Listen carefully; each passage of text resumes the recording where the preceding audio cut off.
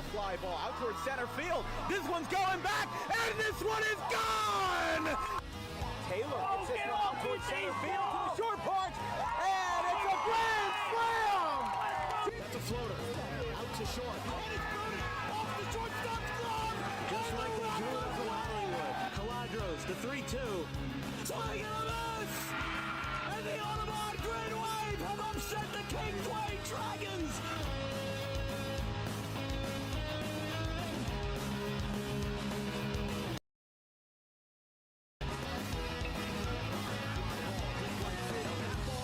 Gone! Grant Fournier! Two-run shot to right!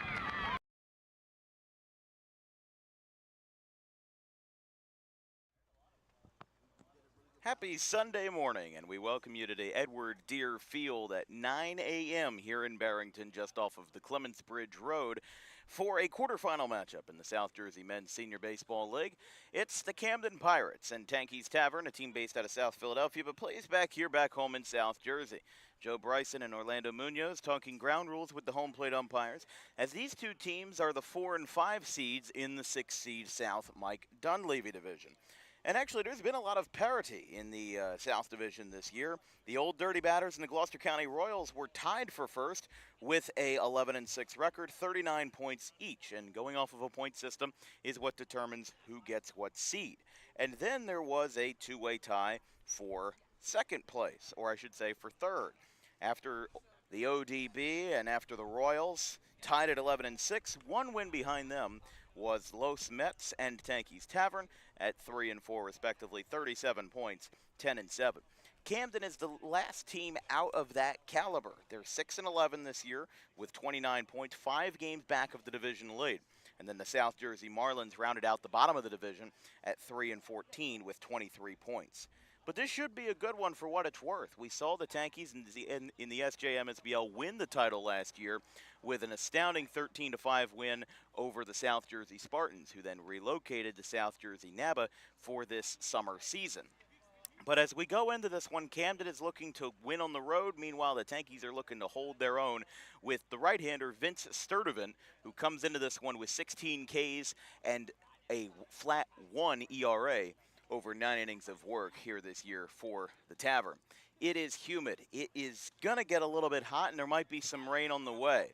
Considering that we apparently had some overnight rain, I was a little bit surprised by that, but there was a fair amount of overnight rain that the managers for the Tankies Tavern had to come in and do a little bit of landscaping on the field. They had to polish up the mound, they had to polish up the batter's box, and they had to do a little bit of extra good housekeeping around the field here in Barrington. So as the sun rises and as the haze settles in with the wildfires from Canada, it was pretty hazy yesterday. It's a little bit hazy and it's very humid today. But we've got the Camden Pirates and Tankie's Tavern coming up. I'm Dan Wilkins on the call this morning here on this Sunday, wonderful Sunday from Barrington. We'll be right back.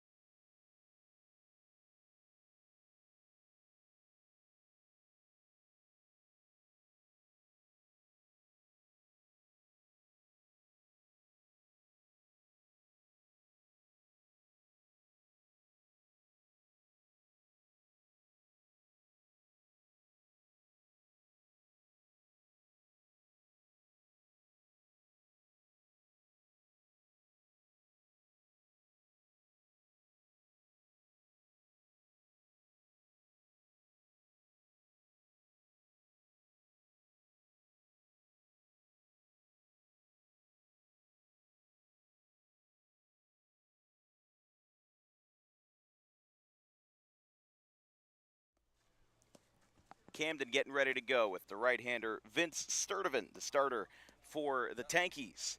Comes into this one with 9 innings, a 1 flat ERA, a 1.22 whip, 16 Ks, and 2 walks on his young campaign so far here in the 2025 summer.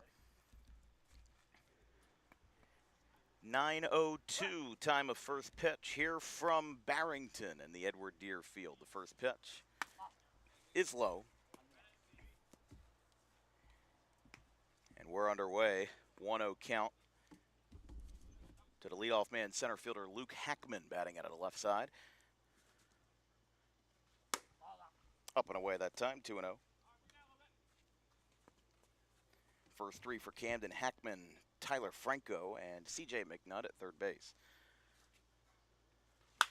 Ground ball out towards second base. Ignashevsky will be there. The first is in time. And a 4-3 ground out is the first out of the ball game. Let's take a look at the Camden Pirates starting lineup, presented by Harper Driving School. Again, Luke Hackman in center field, Tyler Franco in left. CJ McNutt is at third base. He'll be followed up by JT DeLuca at third. Then after that, Josh Wyden is the pitcher. Connor Hayes, the big cat, is at first. Eric Brown at short. Connor Elmore in right. Matt DeStefano is the catcher. Orlando Munoz to DH. And then an extra hitter for Joey Dash. Outside that time and just a little bit low. 1-0 to count to Franco. Strike called. Yeah, the players on this Tankies team definitely praised Sturdivant's cutter, and considering that he's only allowed 2 walks and 9 innings of work this year, it seems like he's been effective at keeping the ball in the zone, which is always important. He's got a 1-2 count with 1 away to Franco.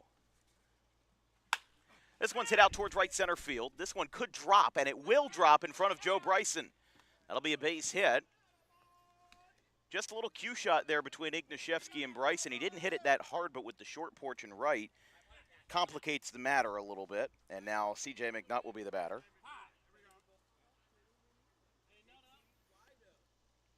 Again, Tankies 10-7 in the regular season, 37 points, tied for third with Los Mets. There was a 2-way tie for first and a 2-way tie for third.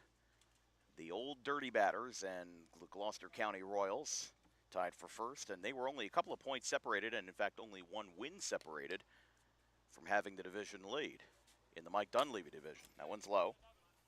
1-0.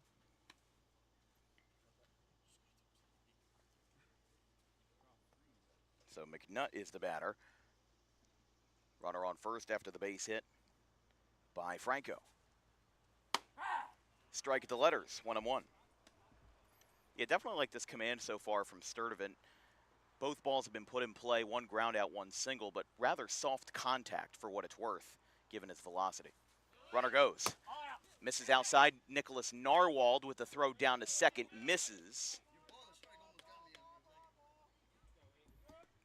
Missed a hair outside.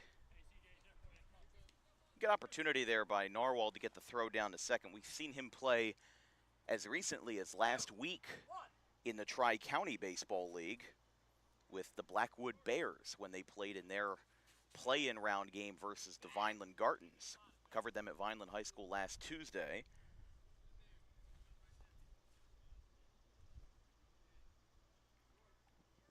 Two balls, 1 strike from Sturdivant. Fouled back to the apparatus behind home plate, and it's 2-2.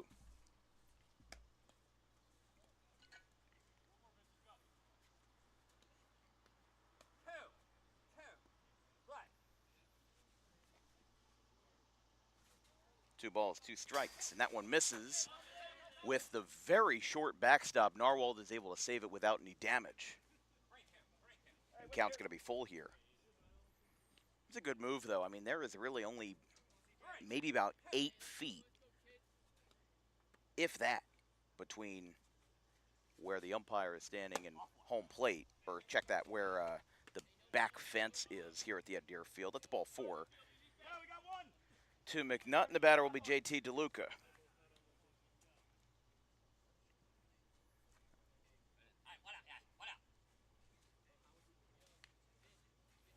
DeLuca hitting .293 in 14 games this year. He started 13 of them 41 at-bats. He's got 12 hits, 4 doubles, 2 RBI. Has a chance to drive in some here, but he gets a late swing on a fastball. Looked like that one was a little bit upstairs, but he chased at it. And it's 0-1.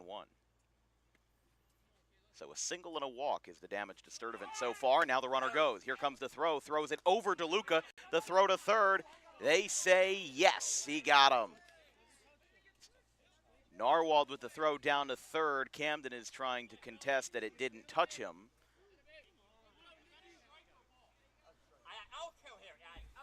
So the second out of the inning very quickly. Now puts a runner on first for Camden and puts a halt to their plans of a rally so far. Here's the 0-2. That one's hitting the left field. That's going to be his 13th hit of the year. It drops, and it'll get past the left fielder. This one could be a chance for 2 bases. They will hold up there, and they'll hang on to the ball. So that will be a double for JT DeLuca into the left field gap.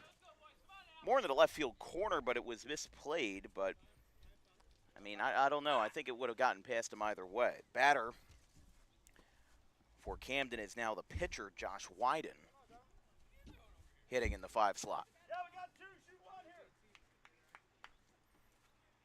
So 2 hits so far for Camden, and a bloop single back up the middle could drive home 1, if not 2 runs, depending on DeLuca's speed at second base. Strike called. First 3 for the Tavern in the bottom of the first inning will be Alex Marzaka in center field, A.J. Nopka, who I went to high school with, funny enough, and Mike Stam Jr., the shortstop, up and away. I saw a little bit of that connection last year with Danny Lapone, a 2023 graduate of Audubon, not playing this year, but Nopka, a recent 2025 grad of Audubon. Here's the pitch. Misses up and away, 2-1. Looks like a sinker ball that time from Sturdivant. 5 batters this frame for Camden. No runs on the board yet, but they're looking to end that right here in the top of the first. Got a piece of it. Got a piece of everybody. Got a piece of the batter, got a piece of Narwhal, then got a piece of the home plate umpire. It counts 2-2. But again, the hitting approach for Camden is simple. Put the ball in play and you could get a run home. Wyden could bust it out of the box. Obviously that caught stealing down at third, controversial or not, doesn't help anybody's case. But he's looking to make up for it here, the 2-2. There's a ground ball, looked like a broken bat that time, out to second base. Could be tough for Ignashevsky. Throw to first is in time, got the stretch at first, and the inning is over. So a half frame through, and the Tankies survive without giving up a run. They do give up a single, a double, and a walk, but they leave 2 runners, both in scoring position. Going to the bottom of the first, no score here in Barrington.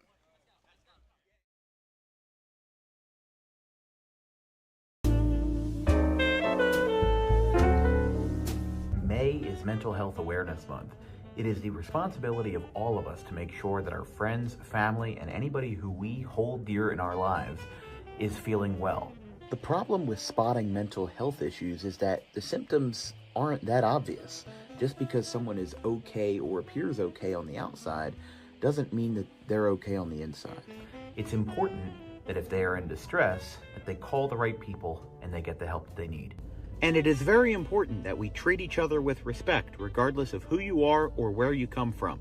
But it is just as important that we treat ourselves with respect, regardless of the situation going on in our lives. If you're in distress, you can call this number, 988, or you can visit any of these websites if you're not in distress, but would like to learn more information about mental health awareness and research.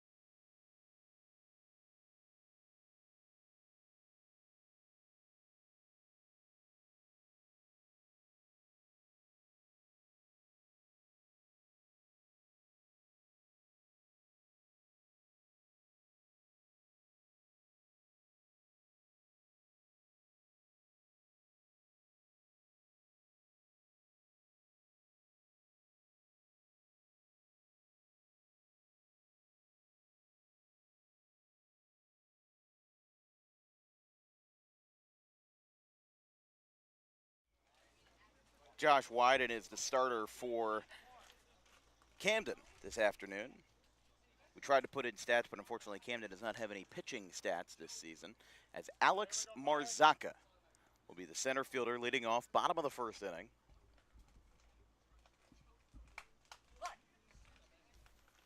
Getting ready to get started here on this Sunday morning. Upstairs, 1-0. Wonder if this will be, well, considering this is our third men's league game that we've covered with DWB, I wonder if it's just going to be as high scoring as the last two. First one we did was with the Tavern. They won 13-5 in the SJMSBL championship over the South Jersey Spartans last year. There's a swing and a miss, 1-2.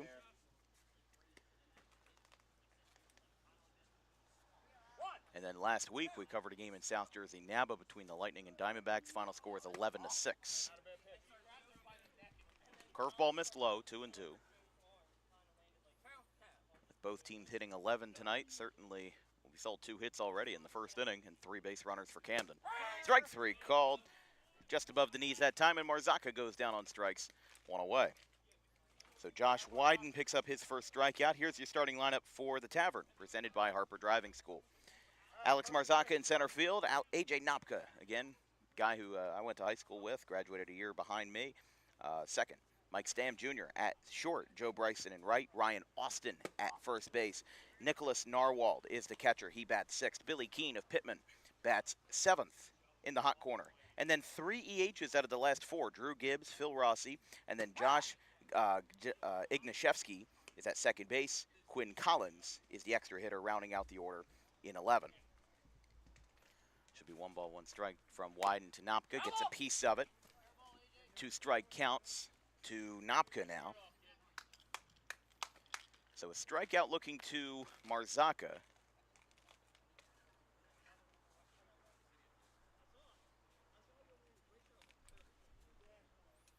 Let's see what he's got in the tank here with 1 away, bottom of the first inning. Here in Barrington with Mike Stam Jr. on deck. Curveball misses just around the head that time. 2 balls, 2 strikes. 84 degrees temperature at first pitch this morning with a very high humidity. Just missed, 3-2. Yeah, Napka fouled off a 2-strike pitch for the first time and has now taken 2 curveballs, 1 inside and 1 high. He's now worked the count full. Here's the 3-2. That ball's hit well out towards center field, but it's going to be straight away. And it'll be taken in by Hackman, and 2 away. So Stam will be the batter now. I mean, big thing here for the Tavern that I think they need to focus on is taking advantage of what was a wasted opportunity by Camden. They left 2 runners in scoring position, had 3 total base runners out of 5 batters in the top of the first. The last thing you want to do is give them a platter worth of base runners. That ball got caught at second base. I lost it in the clouds. Couldn't tell where it was, but it ended up getting caught at second to retire the side. My apologies for that. We're through 1 in Barrington, no score.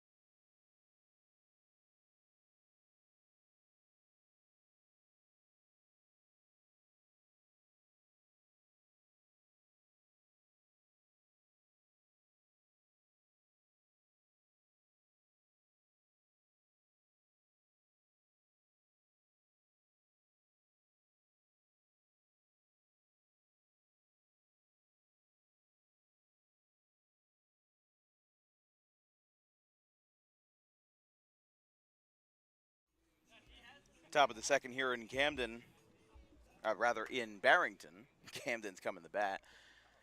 6, 7, and 8.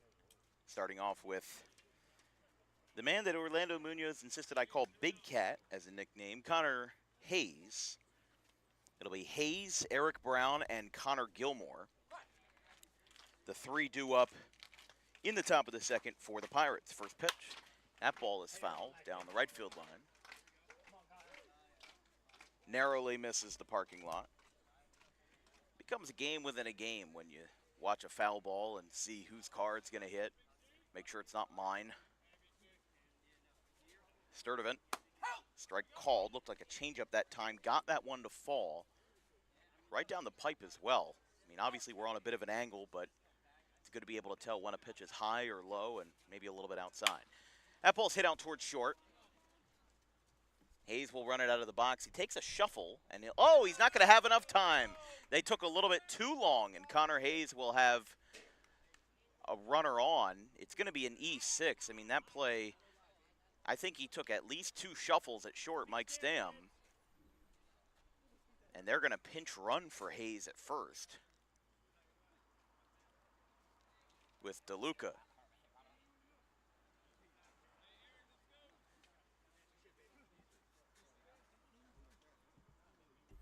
First error charged against either team tonight. Or tonight, it's 9 a.m. What am I thinking? This ball's hit out towards second base. It'll be caught. Pretty much a can of corn that time on the first pitch, and Eric Brown's retired. Batter is now Elmore.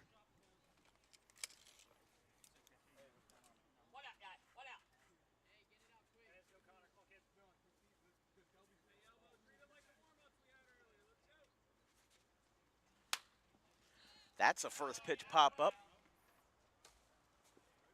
Don't know where that landed. Normally I can follow the baseball even on a cloudy day, but I think the clouds combined with the humidity and the haze that's come through the area has made it very difficult. Obviously the athletics broadcaster last night, Chip Carey, went viral for his non-call of a Lawrence Butler home run. That one's popped up. Right side, Igniszewski goes out, he drops it. DeLuca's going to go to second. Bryson's got to throw from the left side. They got him. That is going to be a 4-9-6 fielder's choice, believe it or not. As Igniszewski dropped it, Bryson picked it up on his behalf, or to his benefit, and it will replace the runner. So DeLuca is out, and Elmore is safe. Batter is now DeStefano. How about that? That's an odd play. 2 down. And it kind of helps Igniszewski's case a little bit because the infield already had an error this inning. If that out is not recorded at second, he picks up an error, the second for the team and the first for himself today. So just have to settle in on defense a little bit. Strike called to DeStefano with the player manager Orlando Munoz on deck in the 10 slot.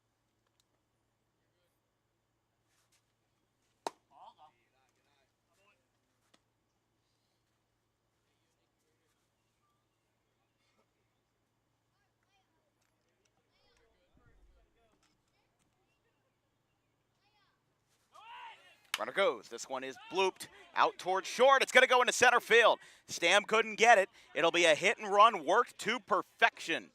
Getting down to third will be Elmore. The Tankie's dugout realized that he was going before the pitch. However, it already was too late. So DeStefano blooped it in the center field. It's the third hit of the day for Camden.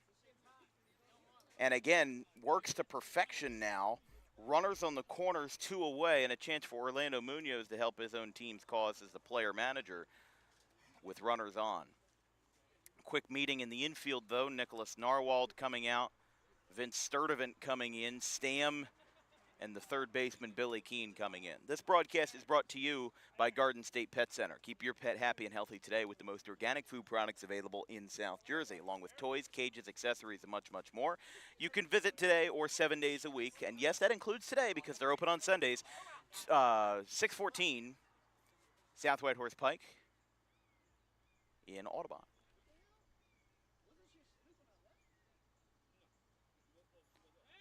Sturdivant fakes a throw to first. Both runners dive back. Got to feel bad for Eric Brown running at first. He's in a white T-shirt and just faked him going back to first. I guess with a white T-shirt, easier to wash out the dirt stains. Narwhal setting up with a very high crouch. Goes back to his normal position, and Munoz calls time. That was a bit of a standoff right there, and Sturdivant cracks a smile. I think he was expecting Brown to run. As the last batted out, he is running for DeStefano at first. He jumped for it, but then he went back. It's outside to Munoz. Well, Camden already left 2 runners in scoring position in the last frame after a double to left by McNutt. Now the runner goes for real. Here's the throw. He'll pump fake, and he'll get in there. So it counts 1-1. And especially after an unproductive inning by the Tankies in the bottom of the first, are looking to capitalize, especially if they can keep Camden scoreless here. And I think the thing is, the difference between the first and the second is that when you look at the first inning, they easily would have had a run if they didn't have that runner thrown out at third. However, they still got that chance. Oh, they're going to throw back to second. Oof. That was a close call, especially because it was a delayed reaction. But with the first inning, Camden kind of ran themselves into an out that time. This time, if they don't score, it might be more of the Tankies doing a positive thing than Camden doing a negative thing. And it's one of those situations where both scenarios can be true at the same time. We've got a 2-2 count, 2 runners in scoring position to the DH, Munoz. Munoz cracks a ball out towards left center field, going over Marzaka, and he'll make the catch. Nice play in center field, and the inning is over. It's 4 runners left on base for Camden after 2 frames. And the Tankies, well, first of all, a little bit of a friendly exchange between Orlando Munoz and the Tankies dugout. We're through an inning and a half here in Barrington. It's a humid one, and we'll see if some offense will get on the board or if this humidity will hamper the offense. No score.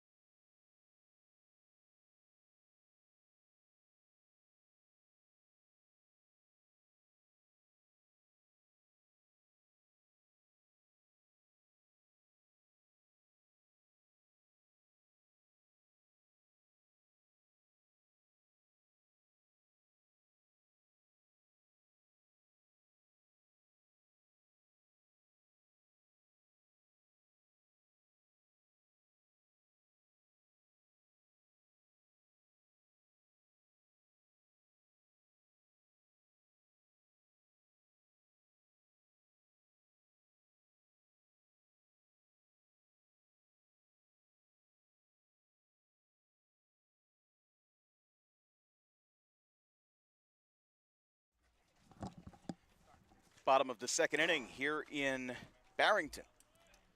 We are just a month away, in fact, 1 month and 1 day from the start of the high school baseball season in South Jersey. Join us on Thursday, August 28th, for our opening night game on Thursday night between the Cumberland Colts and the Clearview Pioneers. We open up again on Friday with a doubleheader Starting out with the Clayton Clippers and the Collingswood Panthers at 11 a.m. on Friday, August 29th, as a strike is called to Joe Bryson, the four-hitter.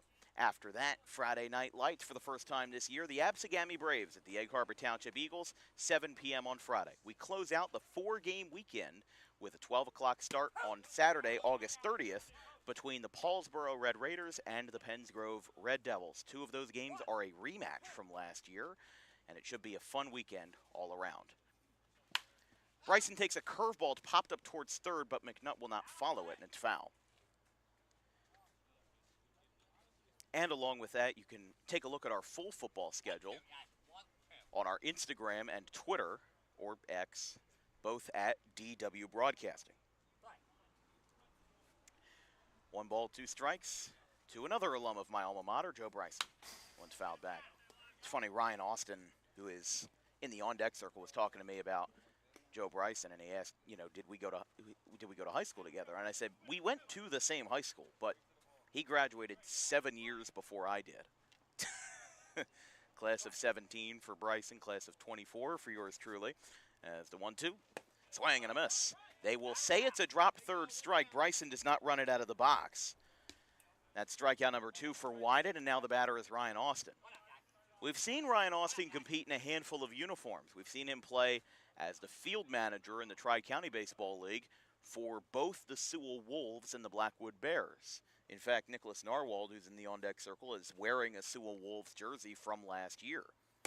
There's a strike called to the tall Austin, and it's 0-1. But the thing is that the Wolves and the Bears in the Tri-County Baseball League share the same history. It's the same roster construction with the same manager. And in fact, they played at the same home field for both last year and this year, James Atkinson Park in Sewell, just off of Delsey Drive.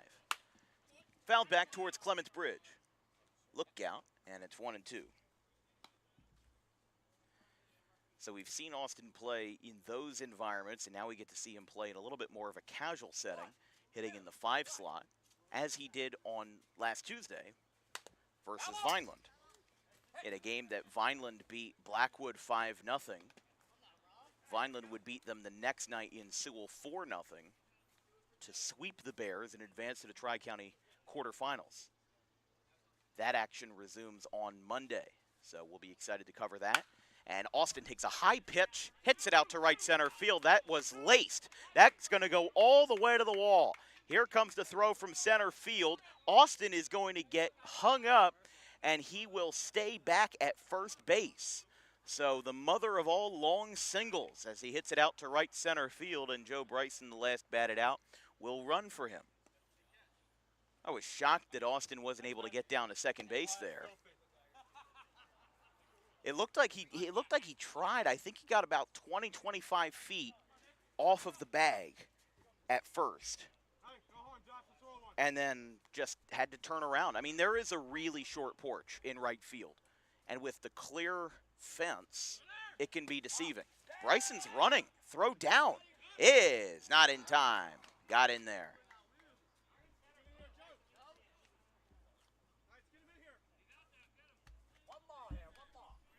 So a 1-0 count to Nicholas Narwald, another player who appeared last week for the Blackwood Bears in Tri-County Baseball League. Strike called, 1-1. That was the first hit for the Tavern this morning after going down in order in the bottom of the first inning. Wyden, 1-1. Swing and a miss, 1-2. Narwald taking a big swing that time. Didn't seem satisfied with himself. Keene will be in the on-deck circle. 1-2. Curveball hit out towards center field. Franco going over. Bryson does not tag. Throw to third is without issue, and there's 2 away. It's another one of those situations where, again, that short porch in right is really affecting how these outfielders are playing. And it's more affected by the side road out there. You know, it's not a situation like Paul Sixth High School and Sadler's Woods where they can't expand the outfield because of the natural state-protected forest, which that is an interesting case in its own. Sadler's Woods New Jersey protected forest. Oh, they're going to say that hit him. They're going to say that that got a piece of Billy Keene, and it puts runners on first and second.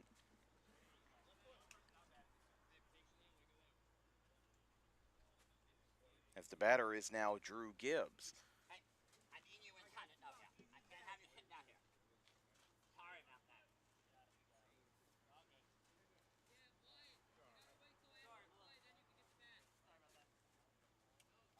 What the home plate umpire was talking about, there's a young gentleman that's serving as a bat boy, and he was sitting on a upturned bucket outside of the dugout. The home plate umpire asked him to go back inside of the dugout, which is entirely fair. He's a lot younger than the rest of us. 0-1 to Gibbs. 2 on, 2 out. Breaking ball upstairs. Wyden definitely has thrown that changeup slash any kind of general off speed a little bit higher in the zone, and that's what Austin got to rip into the right center gap for his single. Swing and a miss that time. 1 and 2.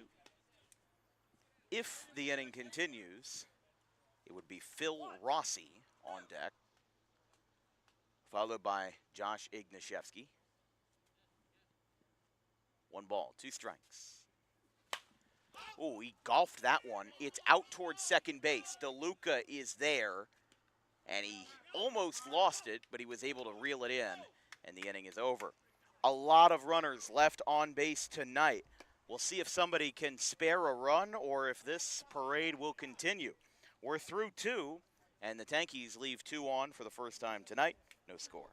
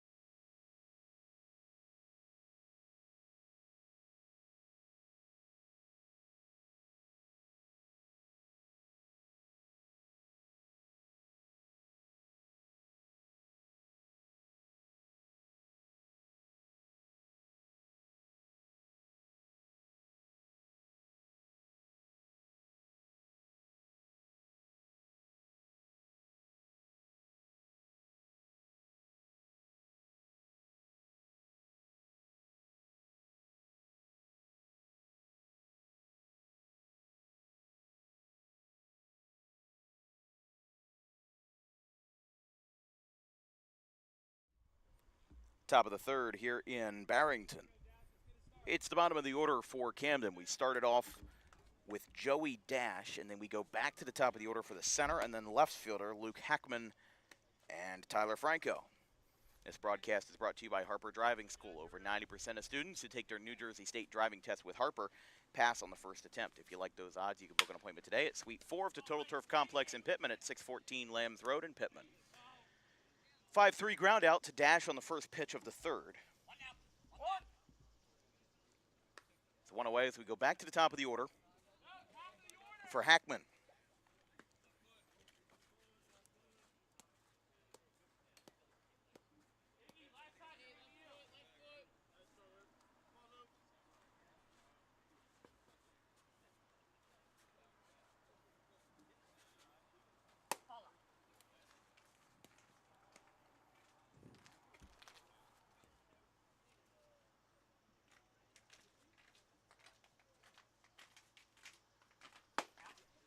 Two balls, no strikes that time.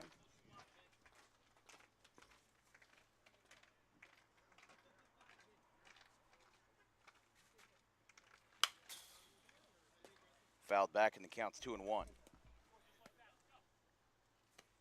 Yeah, big chance for Camden to be productive here in the third. Obviously got a long ways to go tonight, but I think it's worth noting that, again, Camden in the first 2 innings has left 4 runners on base. 2 in scoring position in the first and 2 in scoring position in the second. 3 balls, 1 strike to the leadoff man, Hackman. Strike called, 3-2.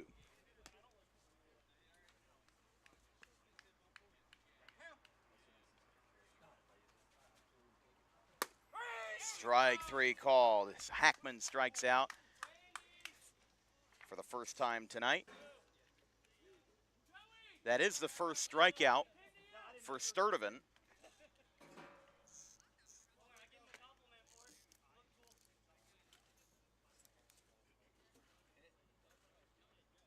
So 2 away here in the third. So here's Franco, singled his first time. He was retired when he tried to steal third, was out by a couple of feet. It was a close play. Fouls it back. A little bit of a Hunter Pence swing there from Franco. You know, kind of uncorking everything all at once and trying to do a lot with a little. He does ground this one out towards short. Stam ranges to his left. Franco will beat it out. 1 hop to Austin, and Franco is in there by at least a couple of steps. And regardless of the score or lack thereof, Franco is now 2 for 2. And that is the 4th hit for Camden, so they'll have base runners in the first 3 innings. As the batter is McNutt, he walked, advanced to third, but obviously, given the 2 goose eggs on the scoreboard, did not come around. First pitch, right field side. Bryson will give it a chase, but it'll go foul. There is a lot of foul territory here, especially in left field. Gives enough room for, well, you can see that kind of, that area jutting out with the goalposts for the soccer. They do host some soccer camps here during the summer. So when the field isn't lined, they would use that foul ground and move it to the right center field fence and have a full-size grass soccer playing surface. Excuse me. 0-1 from Sturdivant. Throw back to first, not in time.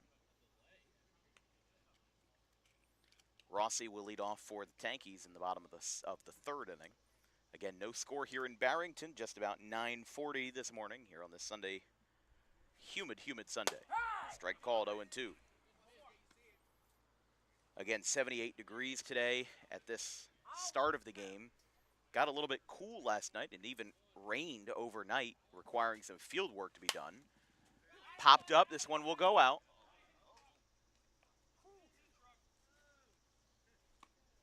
That one will go out on the Clements Bridge Road.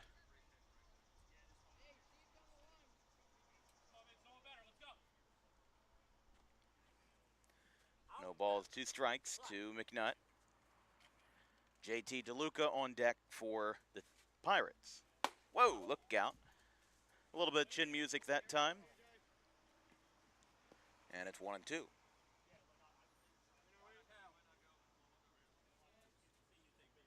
One ball, 2 strikes, 2 away. Breaking ball from Sturdivant, missed a little bit high. That's an issue that both starting pitchers are having. Sturdivant and Wyden are both seeming to deal with missing on that off-speed pitch and missing it high. Oh, look out. That got the umpire straight in the mask.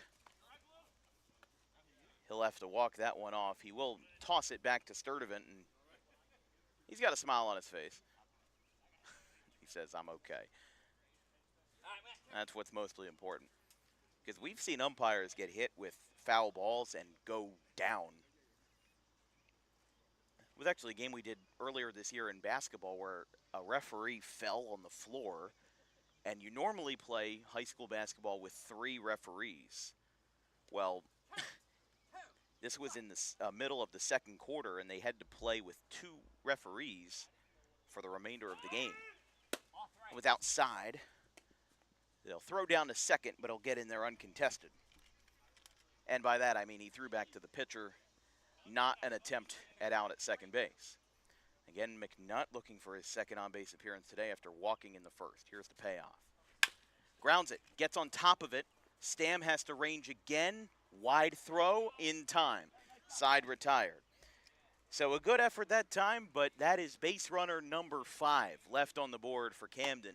And the left on base won't matter as much when they score a run, but that moment has not come yet. We go to the bottom of the 3rd here in Barrington. Still no score.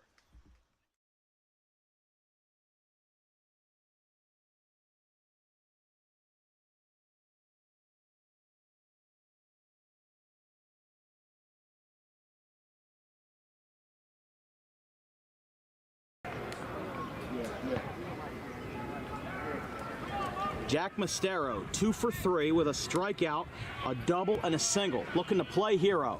He's going to line this one into right center field, and that's going to drop. That's going to do it if they don't get a throw down. Mostero's going to second, and Danza's coming home. Sectional champions, Gloucester Catholic. They do it in a walk-off fashion as GC with Mostero playing hero. An unbelievable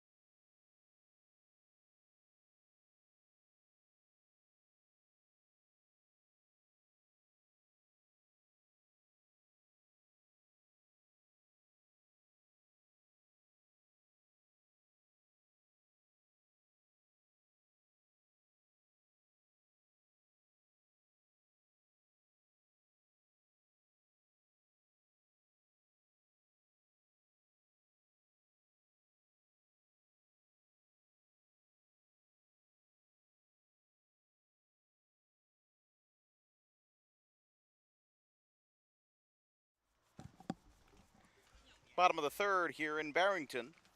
Right off of Clements Bridge Road. The batter will be Rossi to lead us off. Camden has left 5 base runners in the first 3 innings, which gives all the more reason for the Tankies to get on the board first. If anything, it's more of an incentive. You know, hey, they left 5 runners on base. Let's make up for it. Let's make them pay. But that has not come yet. Tankies left 2 runners on of their own in the bottom of the 2nd inning. Strike called. It'll be Rossi, Ignashevsky, and Quinn Collins. 9, 10, and 11.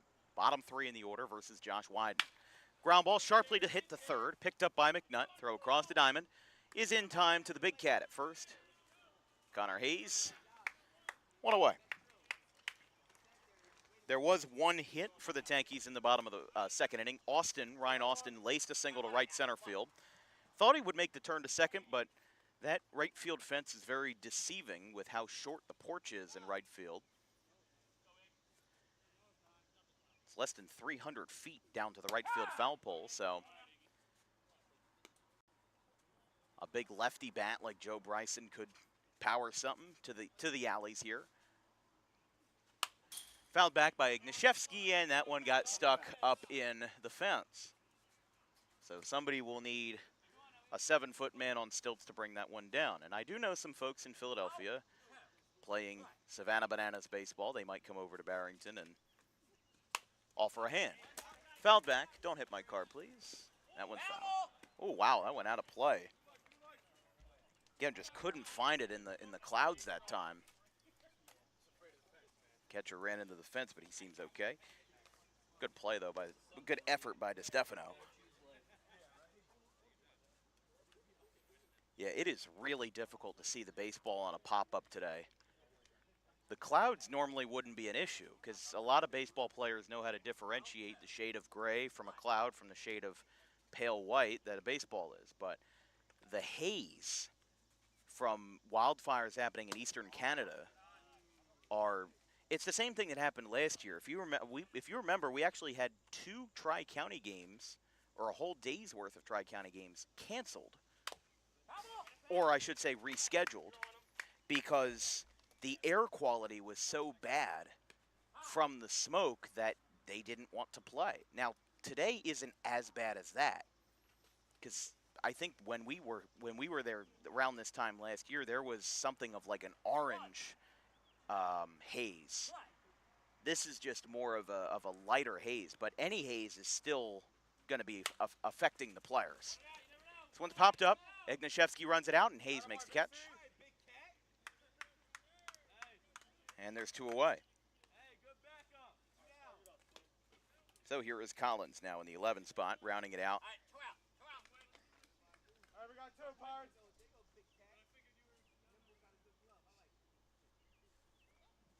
So Rossi retired on a 5-3 ground out. Ignashevsky retired on a pop out to first.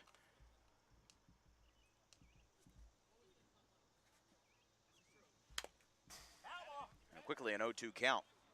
Well, if this is going to be Wyden's easiest inning yet, Camden's got a chance to finally break through if they can get through in the top of the 4th. However, still an 0-2 count, not out of the inning yet. We'll see what happens. Here's the 0-2. He got him. Collins goes down on strikes. It is the 3rd for Josh Wyden today. He's had 1 strikeout precisely in every inning. We are through 3 in Barrington. Still no score. It might be the first men's league game we've seen to not be 13-6 or 11-5. I don't know. We'll have to see. We'll be right back.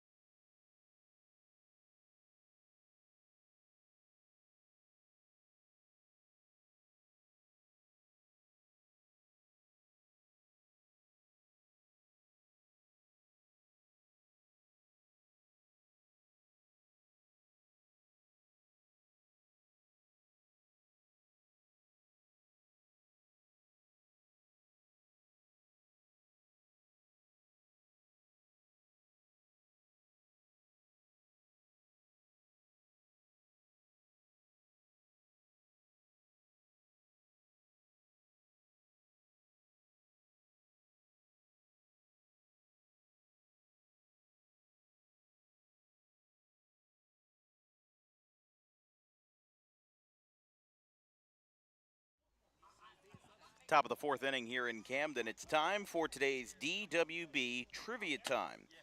Today's question is, who is the only athlete to appear on the MLB The Show video game cover in back-to-back years? The options are A, Andrew McCutcheon, B, Aaron Judge, C, Fernando Tatis Jr., or D, Joe Mauer. The answer will be revealed in the bottom of the 4th inning.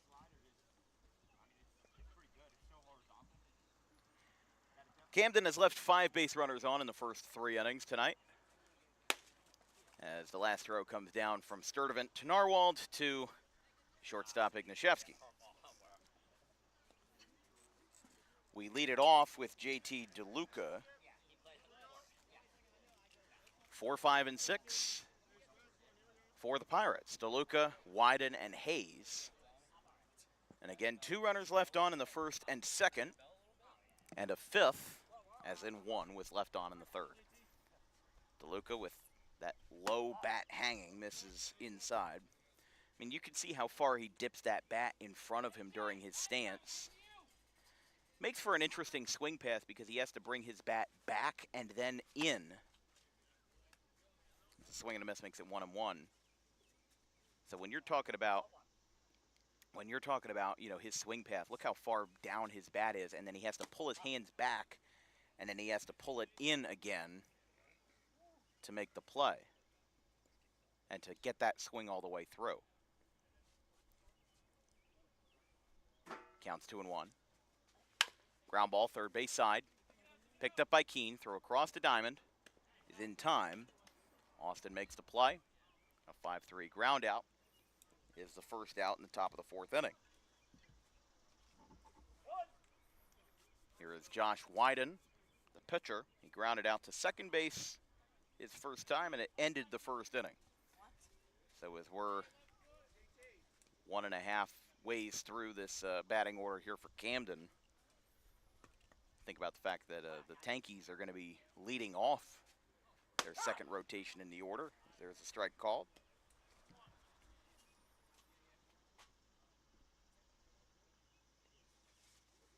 0-1 to Wyden, up and away. Again, Wyden and then Connor Hayes at first base. And the 1-1. Cracked the bat again. I think he broke the bat that time. It gets popped up.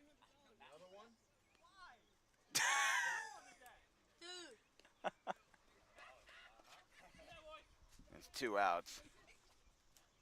I think that's the second bat today that he's broken. He almost broke the bat. Came very close that time, and now the batter is Hayes.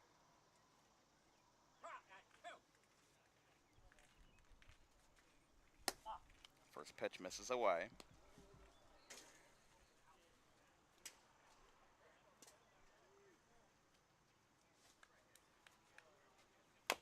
Hayes, oh, he's going to get on top of it. It will go foul down the third base line. It's picked up by Sturdivant. Hayes reached on an E6. He had a slow ground ball out to short, and it looked like he wasn't going to beat it out, but then a bad throw from Stam.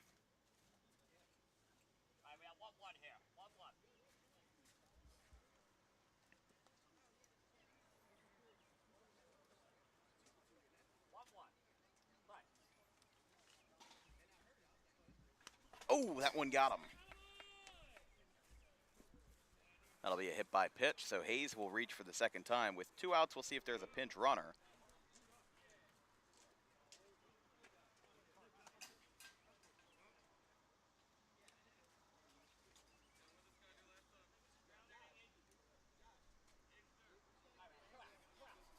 They will run Wyden for Hayes at first. And instead of running across the field, Hayes is actually going to exit through the Tankies dugout and then walk behind. Seen a couple players do that.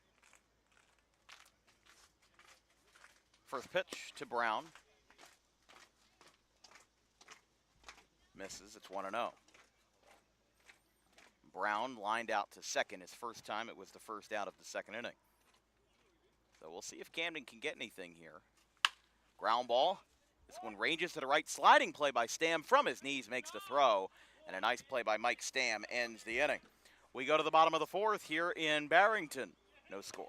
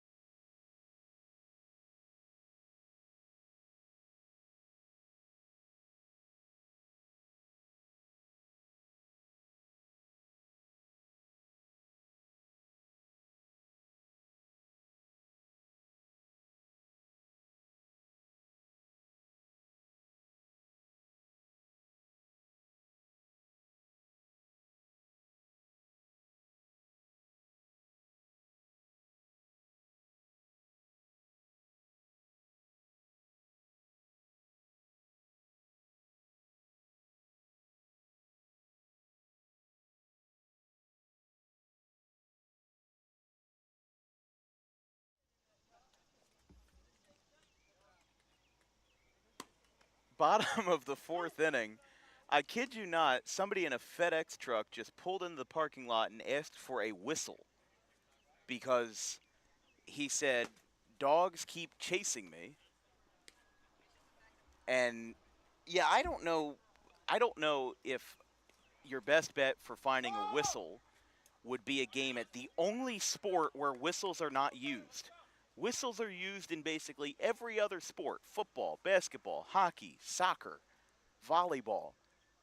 And you pull up to the one sport that does not use a whistle.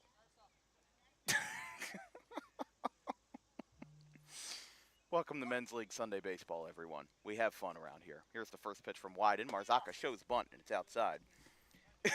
It's 1-0. Oh, my gosh. That might be the best thing since we saw the groundhog fight, or the gopher fight at West Deptford a few years ago. Bunt. Marzaka does square it up, but it is foul, and it's 1-1. Top 3 for the Tankies in the bottom of the 4th inning: Marzaka, Napka, and Stam Jr.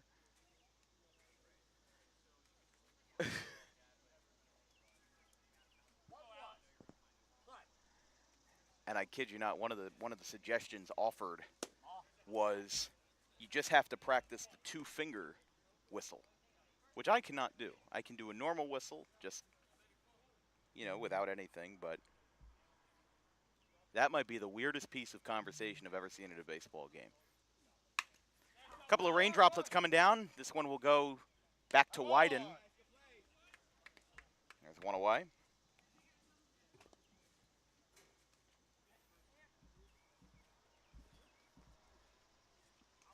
Batter is Napka. Flew out to center his first time. It's time for DWB Trivia time to reveal the answer. Today's question is, who is the only athlete to appear on the MLB The Show video game cover in back-to-back years? Was it A, Andrew McCutchen, B, Aaron Judge, C, Fernando Tatis Jr., or D, Joe Mauer? The correct answer is D, Joe Mauer. He appeared on the cover in 2009 and 2010, back-to-back years.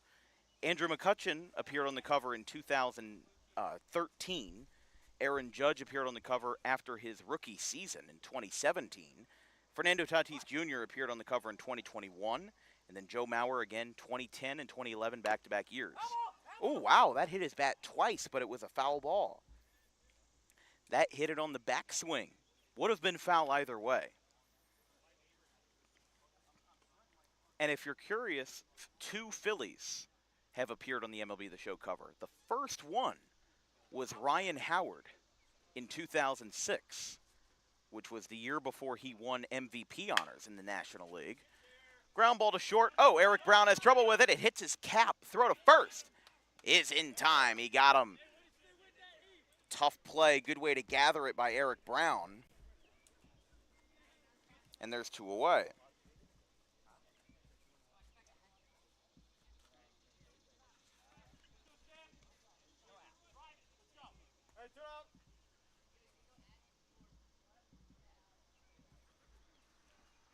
Two away for Stam.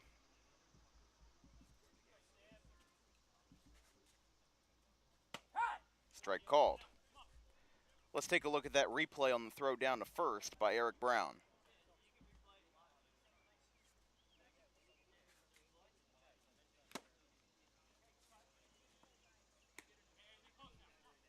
Tough play. Looks like the play by DeLuca is good.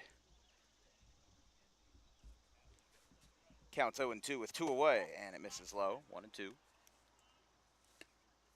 Yeah, it would have been the first error by the Pirates, but unable to convert. 1 ball, 2 strikes. Gets a piece of it, and it's foul.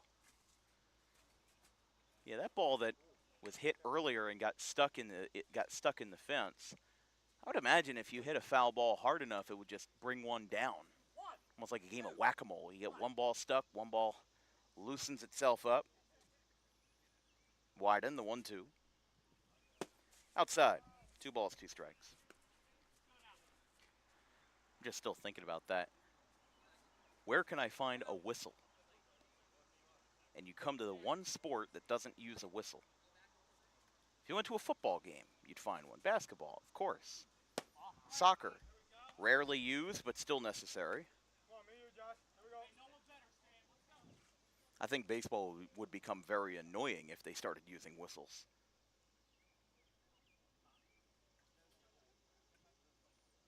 That's the beautiful thing about the ambience of the game of baseball. You hear the cicadas and the crickets and the birds. That's a swing and a miss. Josh Wyden, 4 strikeouts in 4 innings. And he pulls out the famous bowler line from the PBA Tour back in 2012. Who do you think you are? I am. Well, we're through 4. We go to the 5th here in Barrington. No score.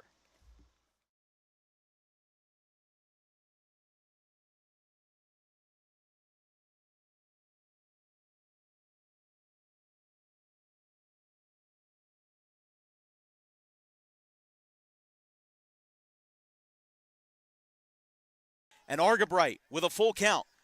Outfielders in communication for the Quakers. Everyone's looking around in a tie game, bottom of the 6th. The 3-2 payoff. Ground ball. It's going to get over the head of Tolbert into left field. That's a base hit. 2-run score. Argabright delivers when asked. 5-3. Alex Argabright has given the Golden Eagles a 5-3 lead in the bottom of the 6th inning.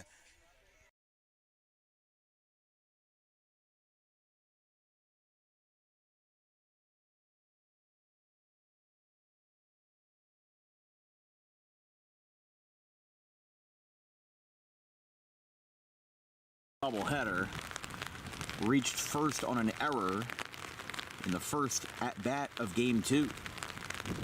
This one's lined into center field. Slider going over. He dives. Did he make the catch? Yes, he did. Ryan Slider makes the catch. Not on a slide, but instead on a dive. 2 away.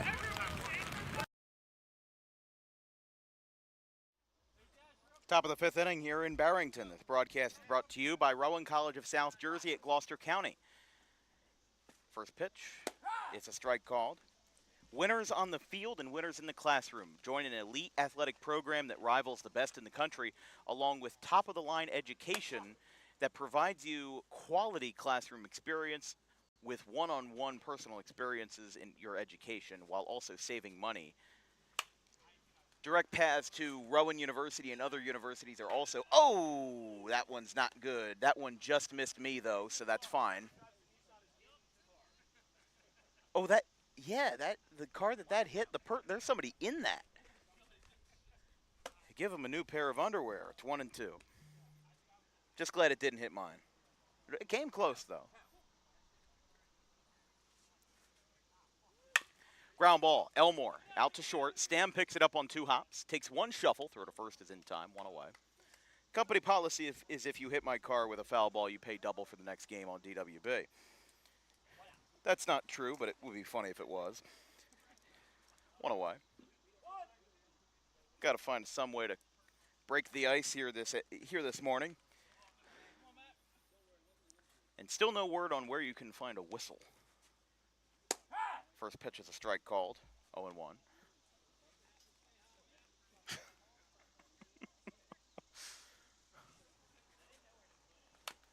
DeStefano gets a piece of it, and it's 0-2.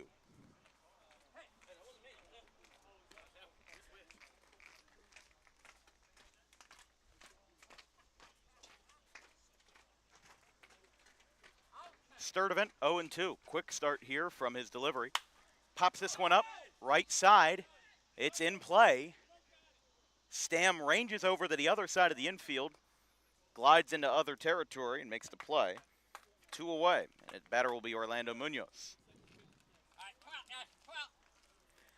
Of course, given this being the Camden Pirates, I was in Camden last night and Friday night. Had a great time at the 2 Dave Matthews Band concerts I saw there. The train ride getting out was a little bit crazy. It was a little bit hectic, but I'll tell you, I mean, I don't think that as long as it's a concert on a weekend where the River Line offers extended service, I would absolutely skip paying $40 for parking and instead pay $4 to go to any one of the stations that has parking and pay $1.80 for one-way Riverline tickets. It is a little bit of a nice novelty, too. When we go to Camden, we cover Rutgers, Camden baseball, and some Tri-County games, too. Hearing the Riverline skid by when it does its service down to the aquarium. Munoz went around, and the inning is over. So, side retired, Sturdivant. They threw the ball around the infield. Sturdivant was a little bit confused, but yes, that is the third out. We are halfway through, and it's no score here in Barrington. We'll be right back.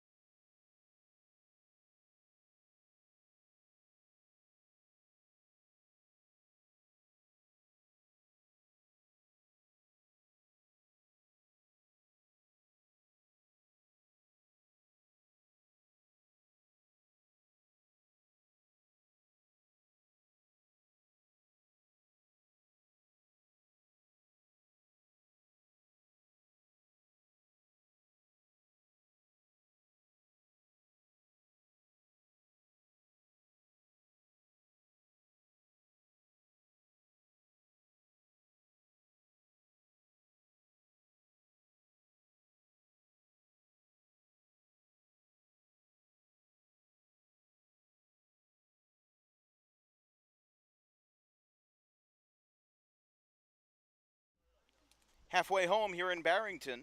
Could be the lowest scoring men's league game we've seen yet. As Joe Bryson is the batter. Gave me a weird look.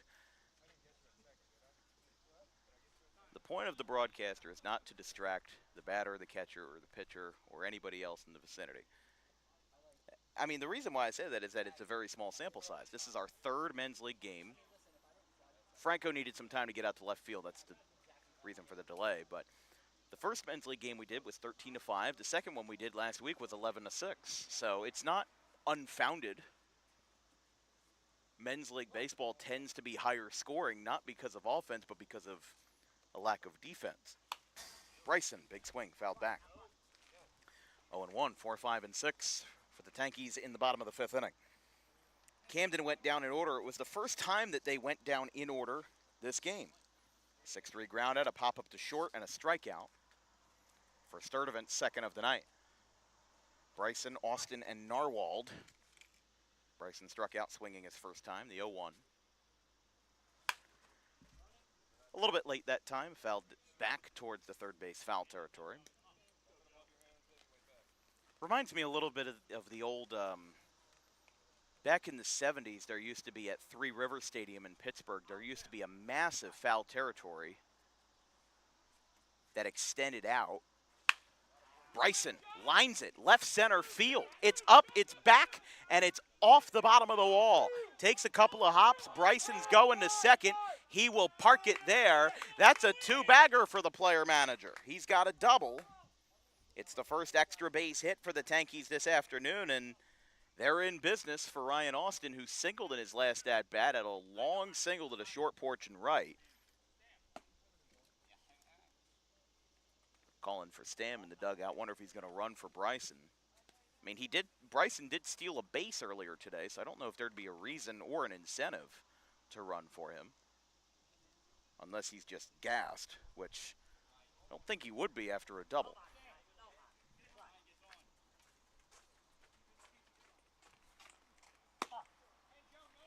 Yeah, he is grabbing his helmet, so. Runner on second, nobody out. Yeah, Stam has his helmet on, so I think he's going to be either running for, well, if Austin gets on base, he might run for him, because Austin was run for by Bryson in the second inning. Kind of creates a paradox with these courtesy runners galore. Because every league is a little bit different with that. In high school, you can only courtesy run for the pitcher or the catcher. And in college, you get no courtesy runners whatsoever. Mostly because pitchers don't bat unless absolutely necessary, and I think it's universally agreed that at the college level, it's not needed. Fouled back into the parking lot. So the verdict on that foul ball that hit somebody's Nissan earlier, it wasn't even somebody that was connected to the game, because there was somebody in their car. Apparently it was somebody that was literally just sitting in their car and reading a book. Swing and a miss. Now, I'm all for the advancement of literature, but I don't know that logic. Because you pretty famously, you can read a book anywhere.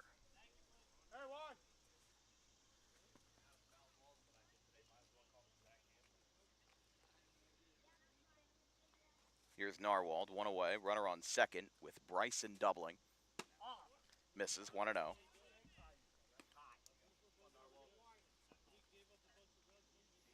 That was strikeout number 5 for Josh Wyden. Misses, 2-0.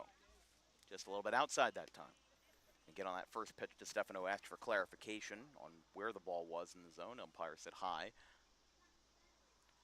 2 balls, no strikes, 1 away.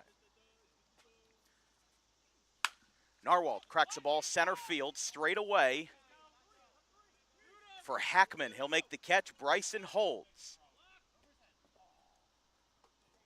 Yeah, they're being very conservative on the bases today. I think they're just waiting for their opportunity. I mean, it's no score in the bottom of the 5th inning. I mean, even in the men's league games that I've seen that I wasn't broadcasting, every single one of them seemed to be high scoring. So I'm not really speaking in anomalies here if that's the case. 2 away, runner in scoring position after the fly out to center by Narwhal. Second time he flew out to Hackman today. Batter is Billy Keene.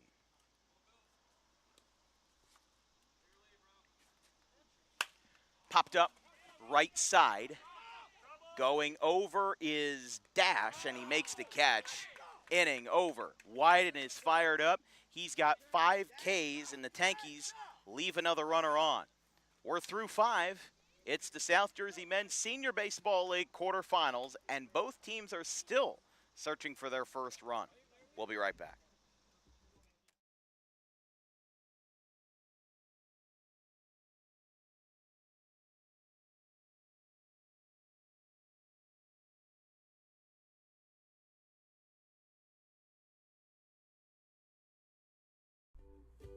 In life, the road ahead is full of possibilities, but to navigate it safely, you need the right skills. Harper Driving School is the premier driving school serving Gloucester, Salem, and Camden counties. With experienced instructors, many of whom are teachers in local schools, we are dedicated to your success and will help you master the road with confidence. With an over 95% success rate of students passing their road test on their first try, you know your student will be in good hands while embarking on a huge step of their young adult lives, all while avoiding the lines at the DMV and getting insurance discounts. We chose Harper, and so should you.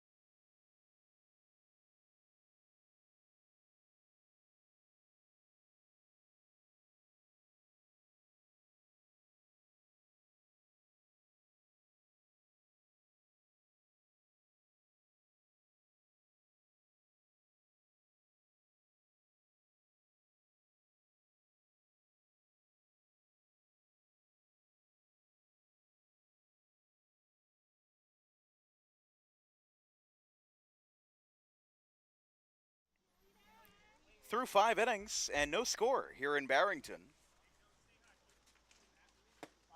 Inside 1-0.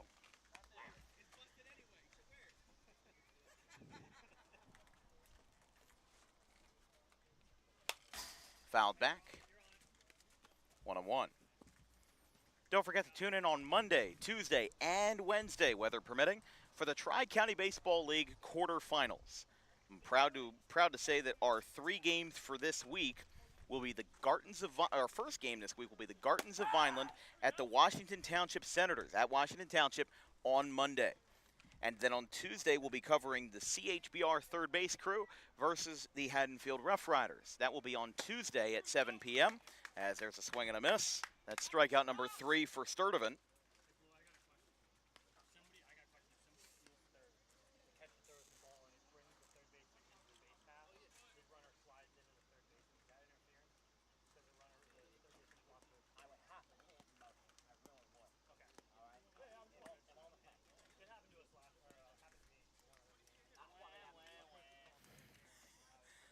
So interesting conversation there. Hackman was talking about a interference rule not pertaining to, as far as I understand, he's not referring to when Tyler Franco was thrown.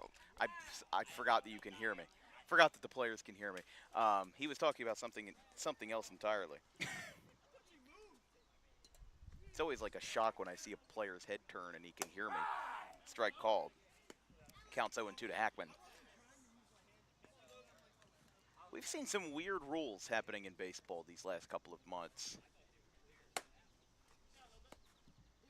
How about from last Wednesday at Burlington Township, the 3-run wild pitch with 2 baseballs on the field.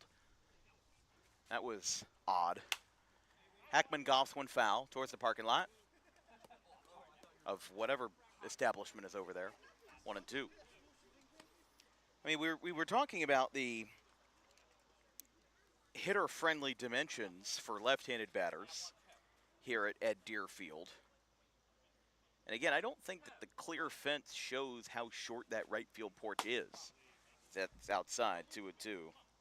If you look at it on Google Map, it's basically like this field was built in the corner of a rectangle. Fouled back. Ah, another one got stuck. But the funny thing is that the right field line, I said it was around 290. It's actually 252 to right field. But then you draw a line over the middle, it's 347, and there's a power alley of 400 feet in left center field. And then you go down the left field line, it's a little bit more normal at 319. Might be 320. I might have measured that off by a foot, but that's the thing, is that this field is more designed as just a straight rectangle. There's a ground ball. Out to second. Ignashevsky is there. Throw to first. So Austin is in time, and there's 2 away. Hackman is retired for Franco. So Heckman now 0 for 3. 2 groundouts to second and a strikeout for the leadoff man. And that's been a good shutdown spot for Sturdivant so far. Again, a 1 flat ERA and a 1.22 whip in 9 innings of work this year. He's shown his stuff. He's shown his good off-speed. He's shown his good velocity this time. And obviously I haven't seen him pitch before this year, but he's still been a very important asset. First pitch to Franco, grounded out towards second base. Igniszewski again, deja vu. Austin got pulled off the bag a little bit, but it is in time, and the inning is over. We go to the bottom of the 6th inning. Still, that home plate is lonely, has not been crossed once tonight. It is no score.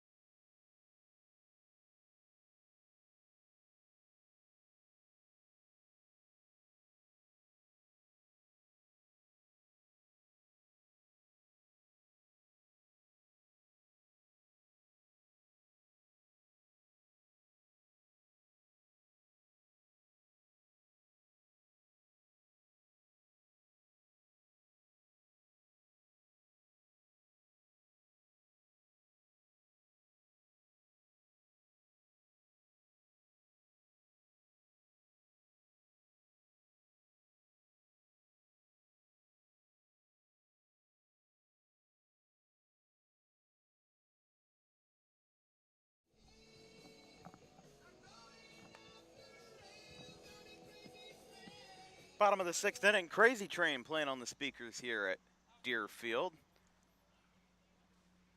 The concert I was at last night, the house music was Ozzy Osbourne, and they actually, when they turned on the house lights after the encore, the first song that they played was Mama, I'm Coming Home by Ozzy Osbourne. The late, great Ozzy passed away last week. A couple of music legends passed away in the last couple of weeks. Brian Wilson of the Beach Boys, Sly Stone, Chuck Mangione, the famous trumpeter. 1-0 to Gibbs for this foul back, and it's 1-1. Bit of a wide swing from Gibbs that time. 5 strikeouts for Wyden. He's been almost eerily consistent. 5 strikeouts, 1 in each inning. Not one more, not one less. 8, 9, and 10 for the Tankies in the bottom of the 6th. That one's low. I mean, this is what sets up a good playoff game here, is a good atmosphere, good energy from both sides. Both teams are amped up. There's a swing and a miss. 2-2. I mean, this is gonna be a good game no matter how you slice it. That one's up and away. 3-2 here. Gibbs, Rossi, and Igniszewski, the 3 batters due up for the Tavern in the bottom of the 6th. Gibbs might have swung at ball 4, but it's flown out towards right, and it's caught. 1 away. Elmore comes in with it. 1 down. Yeah, good awareness that time. I mean, listen, 3-2 pitch. You're swinging at anything you can find unless it's an obvious ball 4, because you don't want to run the risk of going down looking on strike 3. And it's a very difficult situation, especially for a league of this caliber to make, is if you're a player who's swinging at a 3-2 count and that pitch is close, you've got a very quick split-second decision to make. to decide to swing at it. And he doesn't want to run that risk of maybe swinging at ball 4. 0-1. Wyden is pretty consistently hitting the top half of the strike zone. Letters down to, well, actually towards the helmet and down towards the letters. Ground ball. Rossi gets on top of it. McNutt all the way over to the pitcher's mound. He ranged really far to get there, to get a closer throw, to get a better angle on it. It's a 5-3 ground out. Rossi now 0 for 2. Now Igniszewski will be the batter. Popped out to first base his first time. Has had some good plays at second. But this is where the casual atmosphere of a Sunday men's league has now turned into a bit of frustration with the Tankies and Camden not being able to push across any runs. There's a swing and a miss. I mean, there was a little bit of hope with Bryson having a leadoff double in the bottom of the 5th, but then a strikeout, fly out to center, and a pop out to second ended the threat. Outside, 1-1.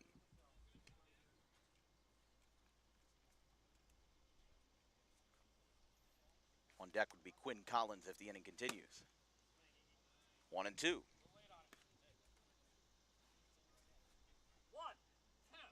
1 ball, 2 strikes, 2 outs. Wyden with the 1-2. Popped up foul. He let out a loud grunt after that pitch. Might have, not sure if he pulled something or what, but he's going to walk it out. McNutt was checking on him for a second.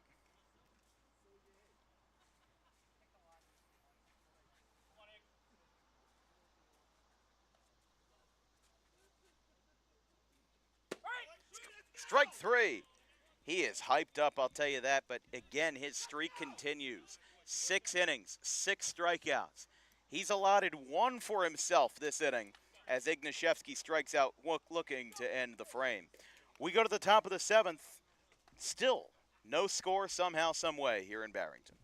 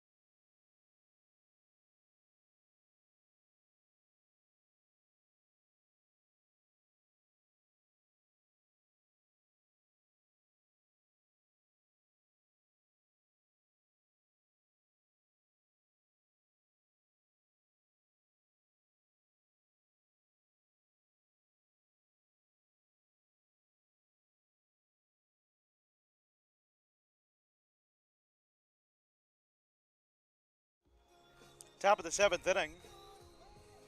Looks like a pavilion of some kind, something with an awning in left field. I believe that when they convert this field for soccer, hence the large left field foul territory here in Barrington, that pavilion / awning that has been in the center of your screen for pretty much most of the night in the background is used as the center point. McNutt, base hit center. No, it is saved by Marcaza. Wonderful diving catch or sliding catch in center field.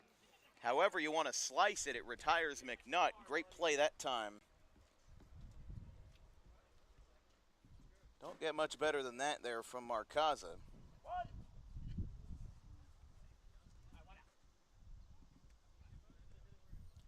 And now 1 away. Strike called to DeLuca.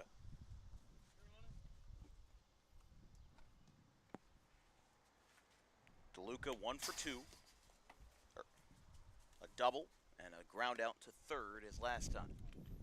But again, you know, these teams were pretty loose to start. They were laughing, they were joking, and now I think the realities of a single elimination playoff game are starting to set in.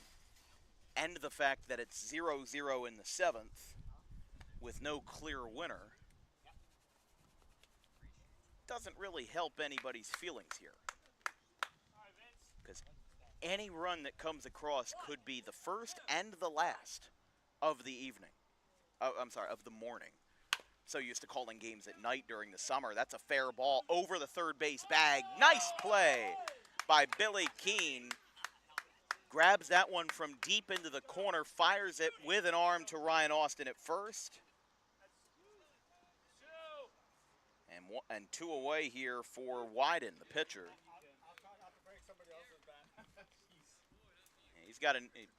Lefty's got a new bat here. Both of his groundouts that he's had today sounded a little bit unpleasant off the bat. Swing and a miss, 0-1. Sturdivant so far, though, only 3 Ks and hasn't allowed a hit since the 3rd. Camden had 5 hits in the first 3 innings and now has gone quiet since, including the last 8 straight retired by Sturdivant. Swing and a miss there. 2 strikes, 2 outs, top of the 7th. First 3 for the Tankies will be Collins, Marzaka, and Nabka. Swing and a miss, he got him. There's 4 strikeouts for Vince Sturdivant, and the inning is over. He's up to 21 on the season, and it's stretch time here in Barrington. The 7th inning stretch most likely won't be played, but you can imagine it in your head, and you can stretch it home however you please. Go to the bottom of the 7th, no score.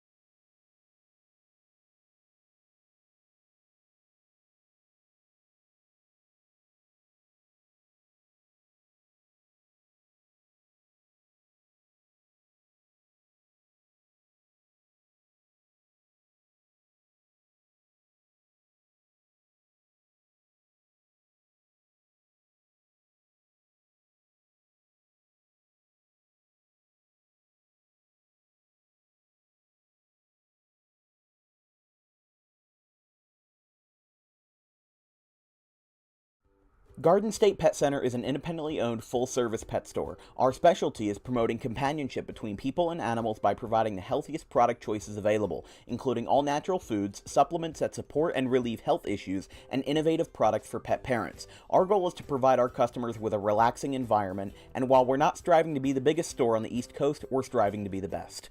No other pet store will make you feel at home like we do. At Garden State Pet Center, we view pets as members of the family. We don't believe in fast, high-pressure sales, but instead matching up the right pet with the right owners, as you are making a lifelong commitment.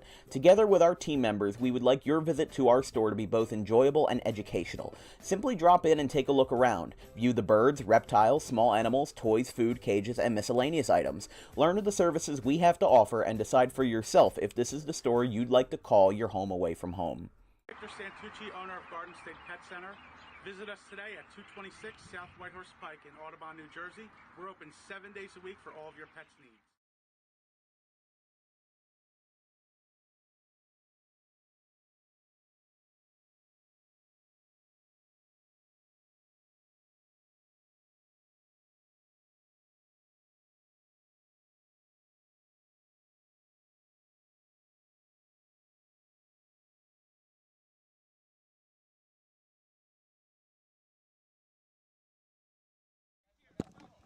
Stretch time here in Barrington. Ryan Shamming, who we saw last Tuesday with the Tri-County Baseball League, pitching for Blackwood.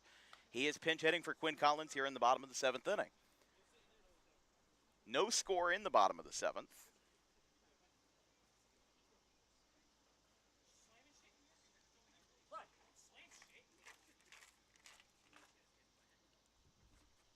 First pitch to Shamming, 11, 1 and 2. And there you go. That's why they pinch hit him. It's a base hit in the left field. Hyped up the Tankie's dugout. as a line drive base hit to left field by Shamming. It's a base hit, and now the Tavern put together a couple of building blocks here in the bottom of the seventh. For Marzaka, he's 0 for 2.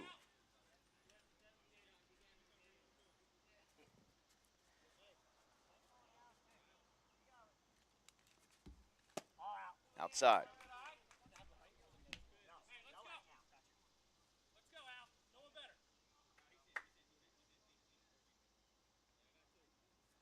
Marzaka batting .323, 19 for 39. There's a ground ball. Back to the mound. This could be two. Marzaka's going to beat it out, though, as Shamming doesn't slide. He runs through the bag and breaks up the double play opportunity.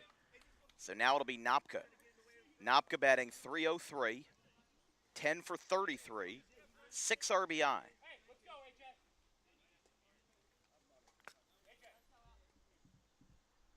Yeah, I don't think they want to chase too much early here. Umpires are talking at second base. I wonder if they're talking about maybe an interference on Shamming?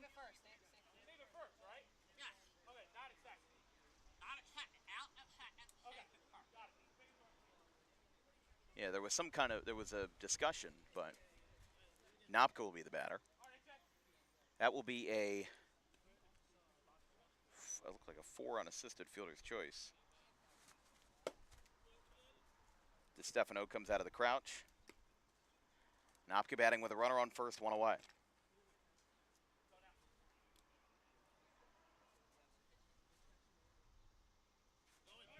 Runner goes. DeStefano's got a throw. That throw is way high.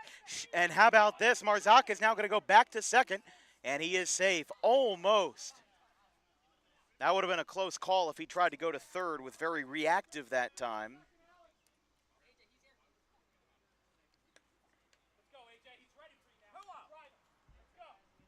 Two balls, no strikes. Gets a strike that time. Nopka 0 for 2, fly out to center, and a 6-3 ground out.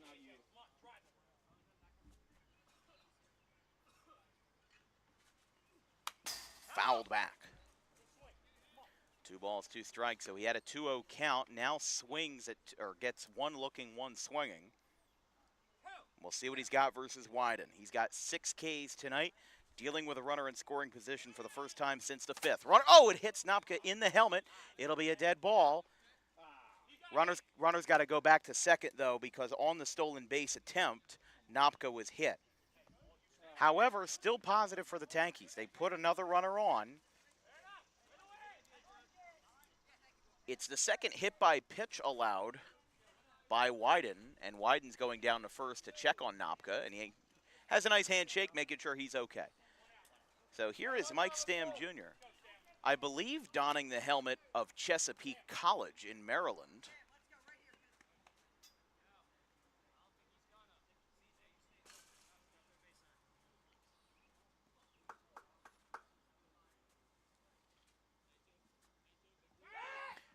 They throw back to second. The throw goes into center, but they will hold.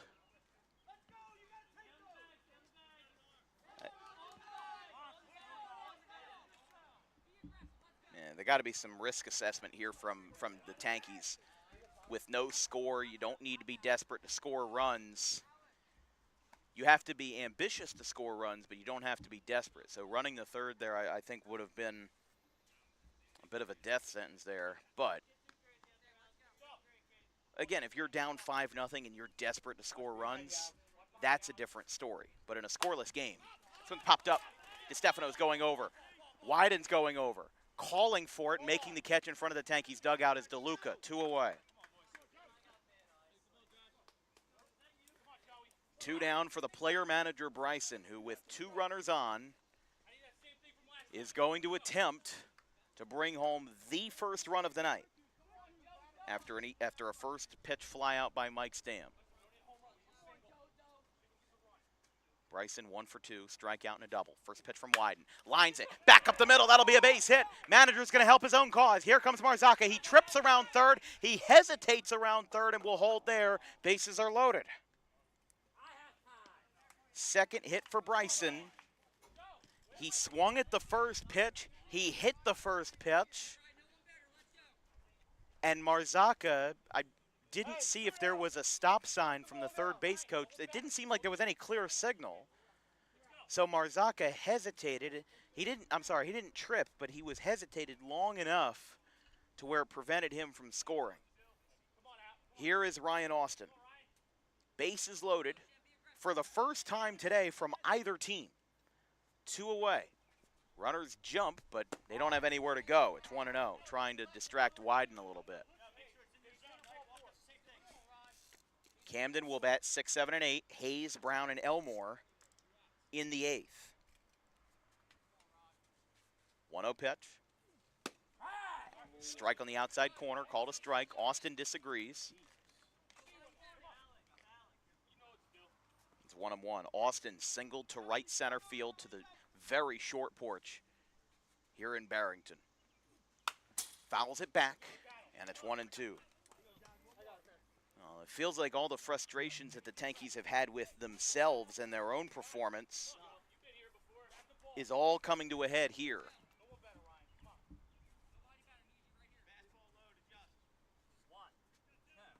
One ball, 2 strikes, 2 outs. Bases loaded. Line drive, left field, that's gonna get down, that's gonna split the gap. Marzaka will score. Here comes Nepko around third. Austin's going to second. They've got trouble at the wall. Here comes Joe Bryson, and he scores! 3-run double off the bat of Ryan Austin, and the Tavern leads it 3-0.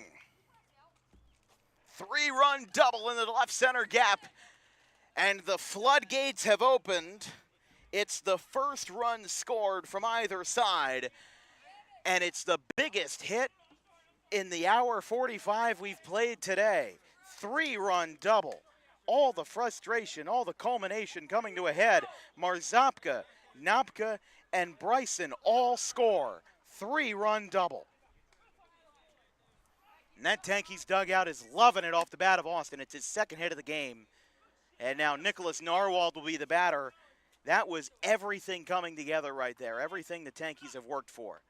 Wyden still on the mound. First pitch is up and in. Could rattle him a little bit that time. I mean, that was the best part of the park for Austin to hit it to. If you flash back to his first inning single, he hit it the other way to the right center gap, where he couldn't really run because of how short the fence is. But this time he hits it out to the left center field gap, gets himself a lot of room, had some trouble with Tyler Franco out there as well, and left enough of a window for Bryson to score. Still would have been a huge hit, even if it was just Marzaka and Napka. But that was the best case scenario. If you don't hit a grand slam, what's the next best thing? 3-run double. And that's exactly what Ryan Austin did that time. Looks like Mike Stam is running at second base for Austin.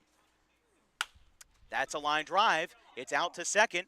On his knees is Dash. Throw to first is in time. Got him by a step, and the inning is over. What a moment for Joe Bryson. 7 scoreless innings comes to a close with a 3-run double out to the right center field gap. Now we finally have some headway. We go to the 8th. It is 3-0 Tankies.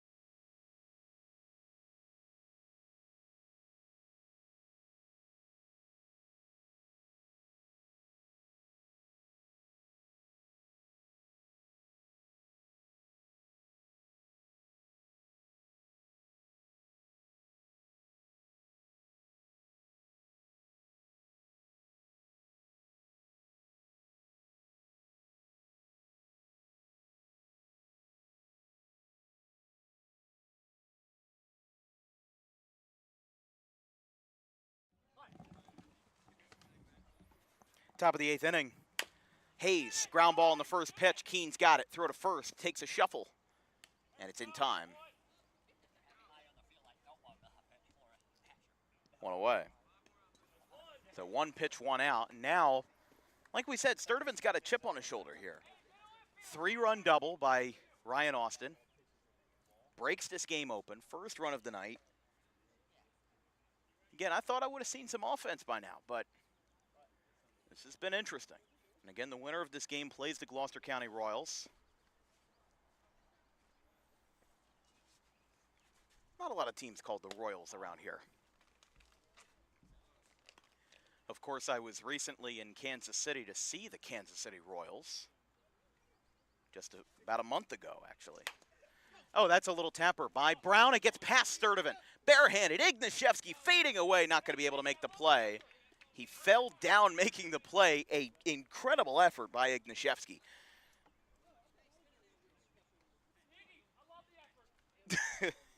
And indeed, the dugout does love the effort.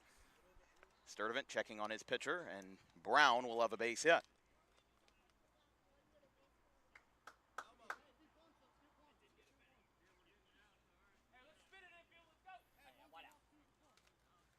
Tavern had 7 batters come up in the bottom of the 7th inning, and again, it all culminated with that 3-run double by Ryan Austin. Biggest hit we've seen today by a country mile. And we mentioned that Camden leaving 5 runners on base in the first 3 innings was going to bite. At one point or another, it was going to bite. If Camden scored 5 unanswered runs, maybe it wouldn't. If they commanded a shutout, maybe it wouldn't. But now the score is 3-0, and I flash back to the first. Tyler Franco gets caught stealing at third, and now the bases were empty. McNutt walked. DeLuca doubled. You had 2 runners in scoring position. Wyden grounds out to second. Here's the runner. Throw down to second base is not in time. So runner advances in the scoring position for the Pirates.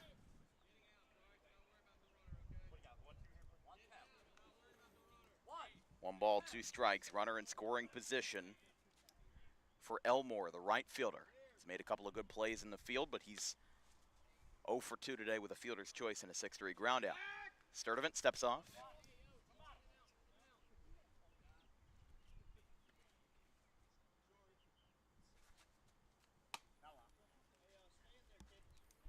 Two is the count. If you're just joining us, 3-0 Tankie's top of the 8th inning. 3-run double by Ryan Austin in the bottom half of the 7th. Turn this game on its head. And a swing and a miss. Strikeout number 5. Elmore tosses his bat behind the plate. And Elmore not happy at all. The home plate umpire gave him a stern look at the end there. Probably rightfully so. I mean, that came close to clipping somebody. Batter is DeStefano. I mean, there's frustration, and I mean, we've seen players at all levels thrown out for tossing their bat in that manner, even if it's nothing to do with the home plate umpire. 2 outs. Runner in scoring position in Eric Brown. Strike call. 1 and 2.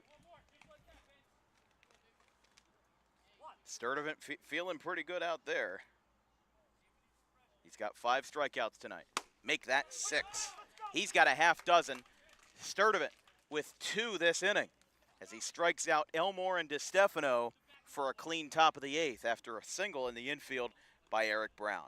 Tankies could have their last swings here in Barrington as they look for a date with the number 1 seed Gloucester County Royals. We'll be right back.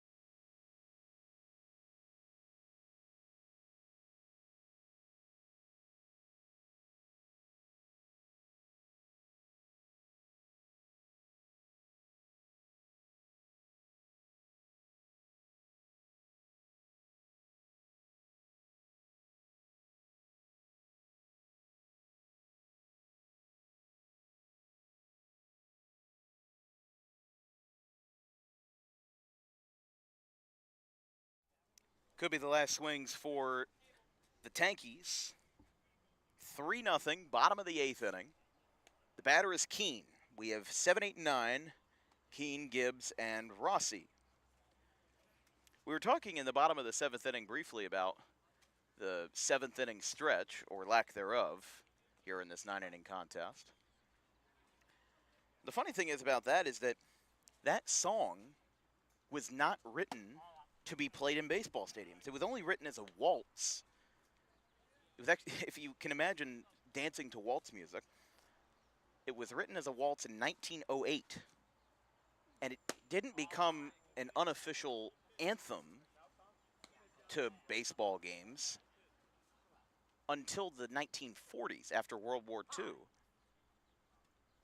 And it first appeared in a Technicolor film called Take Me Out to the Ball Game in 1949. And in fact, the people who wrote the song, Jack Norworth and Albert von Tilzer, weren't even baseball fans. Strike call to Keene. But the thing is about it is that Jack Norworth, he was inspired by a sign about the Polo Grounds in New York. As Keene flies this one out towards left field. This one could be sending the left fielder back. It will. And it is caught by Norton in left. Or, excuse me, by Franco in left. One away. But it was inspired by a sign on a New York City subway train that said baseball today at the Polo Grounds. Now, of course, that is the famous venue that the New York Mets played at in the 60s and the New York Baseball Giants played at until they moved to San Francisco in the late 1950s. It actually took the writer of the song, Jack Norworth, 32 years after he wrote the song to watch his first Major League Baseball game. Swinging a foul tip, going to be 0-2. And the first known time that Take Me Out to the Ball Game was played at a baseball game was at a high school game in Los Angeles in 1934. As a fly ball out to left field, Franco will have another play, and he makes it. He's 2 for 2 in this frame, with Wyden looking like he's going to go the distance, and there's 2 away. So the batter will be Rossi. So not only that, but the first time that it appeared in a professional baseball game, the Take Me Out to the Ball Game song, was in Game 4 of the 1934 World Series. But I find it really funny that the unofficial anthem of baseball that we all sing together in the bottom of the 7th inning and replace the word home team with whoever we're rooting for, was written by 2 people who took over 30 years after they wrote the song to watch their first baseball game. And actually, we only sing 1 verse of Take Me Out to the Ball Game. There's a total of 4 verses and 2 choruses. But the one that we know today is the first chorus. That's flown out towards center field. Going over, and it is caught by Hackman. The inning is over. We are through 8 here in Barrington, and that looks like the 3-run double by Ryan Austin will be the only offensive output for the Tavern this afternoon. We'll see if it holds up. Again, winner goes to play Gloucester County, assuming that the Mets beat the Marlins, which it looks like they are right now. We'll be right back.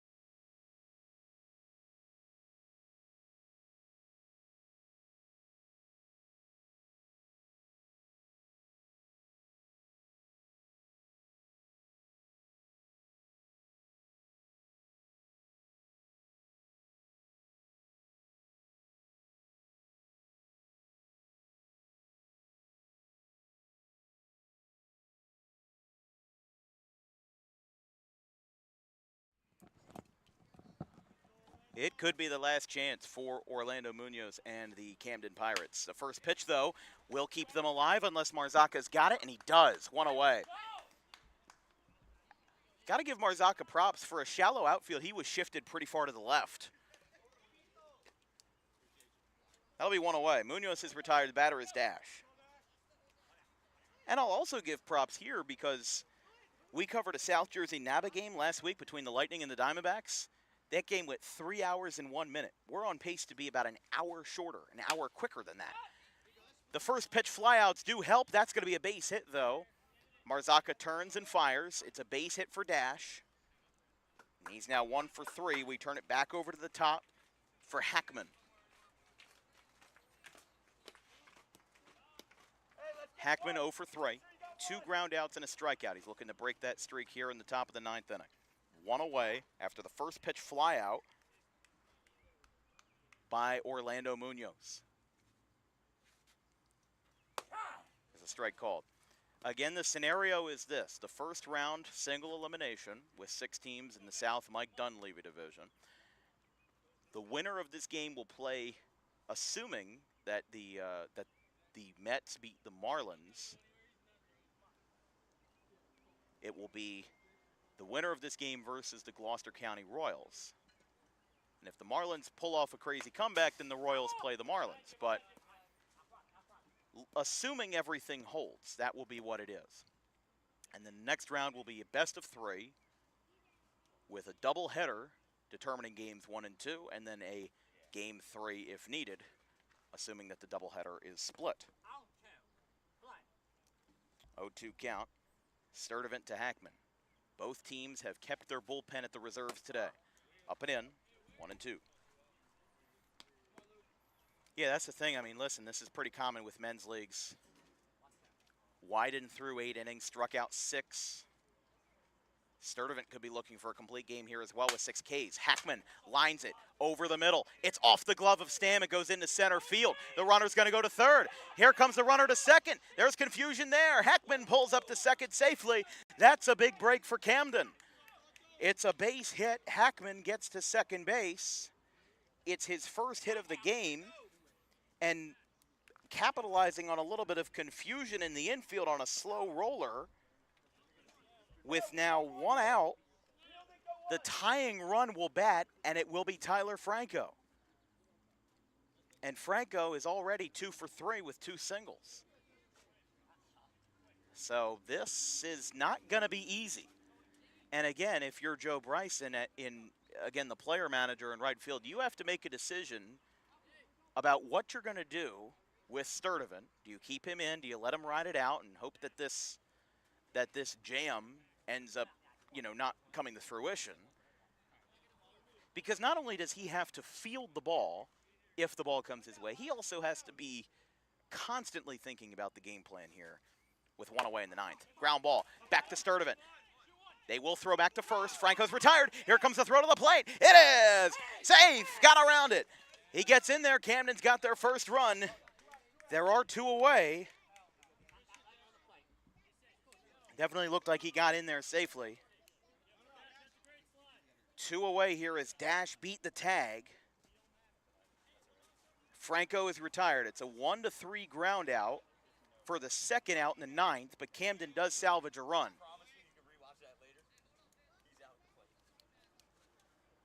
We'll see if that comes back to bite him. McNutt 0 for 2. A walk in the first inning.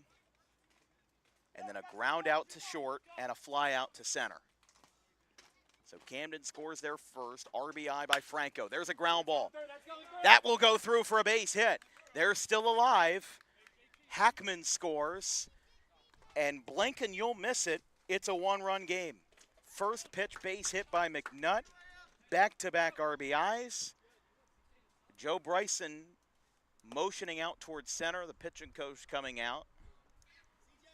So Hackman and Dash have both scored this inning. And again, could this be the end of the road for Sturdivant? Because this is where the tough situation has to be made. And they will pull Vince Sturdivant from the game. 8 2/3. 2 earned runs. He fist bumps the home plate umpire out of a sign of respect. 6 strikeouts. Ryan Shamming, who came in as a pinch hitter and got that base hit that led off the 7th inning. It was a huge help, and it was what led to Ryan Austin's 3-run double. Shamming is the new pitcher. We'll be right back. All of a sudden, this game has become entirely different. Camden's got a late comeback, 3-2, top of the 9th.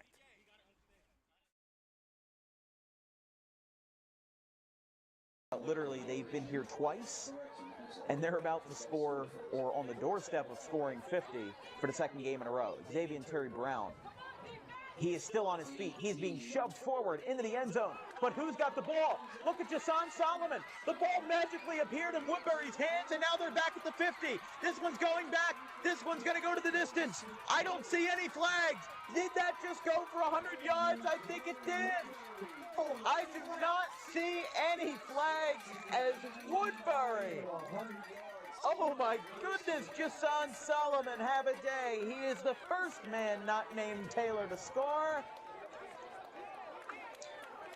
Wow, that was good.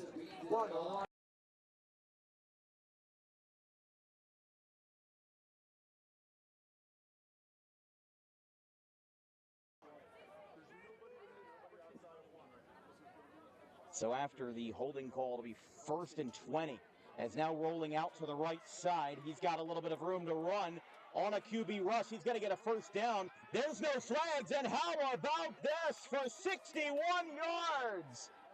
Anthony Gaetano with a QB rush that works to perfection. He hugs the sideline, and Anthony Gaetano gets the scoring started for the Red Hawks at 7-6.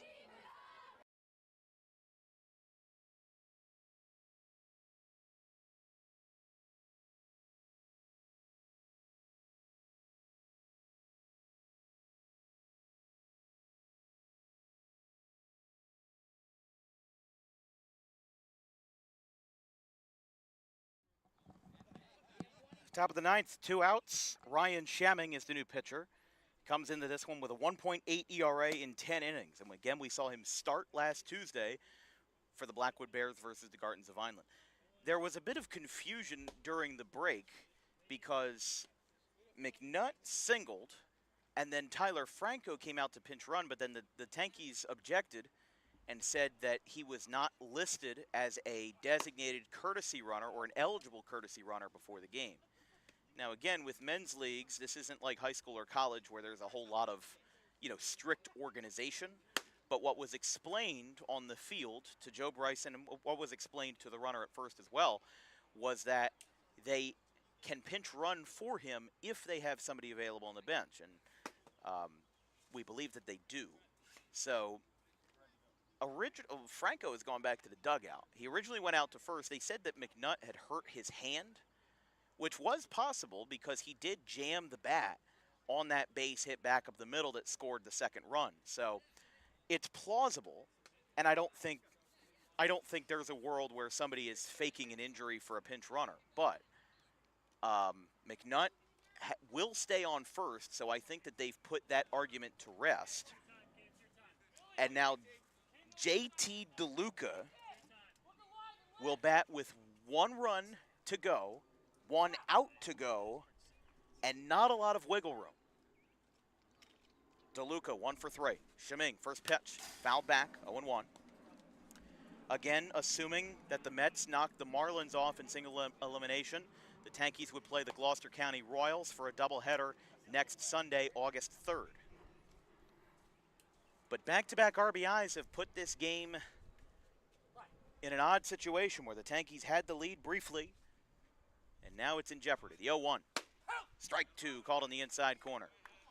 Next would be the pitcher Wyden, who threw all 8 innings for the Pirates. Season on the line here in Barrington. DeLuca's got a power bat. Tying run 270 feet away. Here's the 0-2. In the dirt. Skips away. Narwhal's got it. Runner holds. Was able to keep that one there with the short backstop here in Barrington.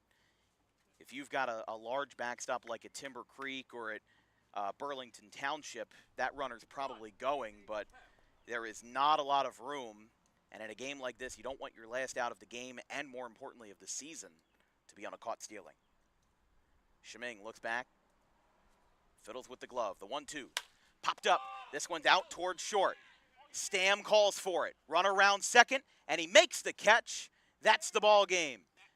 3-2 the final as the Tankies take care of the Camden Pirates. A close call at the end. However, that is all she wrote here in Barrington, as a close game comes down to the thick of it at the end. Back-to-back RBIs. JT DeLuca pops out to short to end it, as a 3-run double by Ryan Austin was the only offensive output that the Tankies needed. A 3-run double to the left center field gap, scoring their top 3 batters in the order. That was what they needed. An RBI ground out by Franco with run number 1. Another RBI single by McNutt with run number 2. And Sheming will get the save with 1/3 of an inning done. As again, nothing but love from Orlando Munoz and manager Joe Bryson.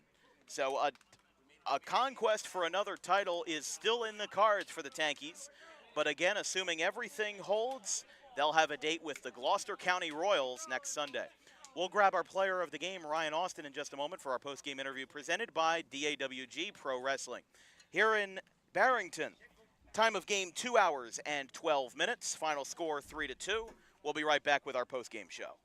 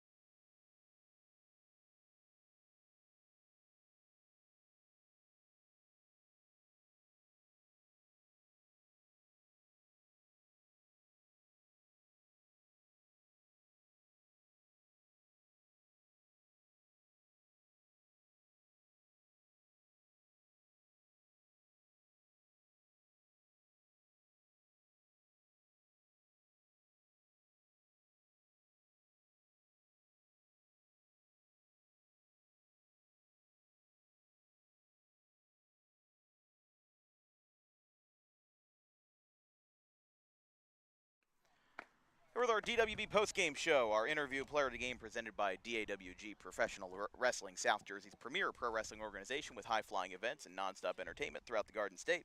Ryan Austin, we're used to seeing you in Tri-County colors, but today you showed up on the Men's Sunday League and got a 3-run double out to the left center gap in the 7th inning to win the game for the Tankies Tavern. First of all, how'd you feel out there today? Great. A little loose, excited to be out there.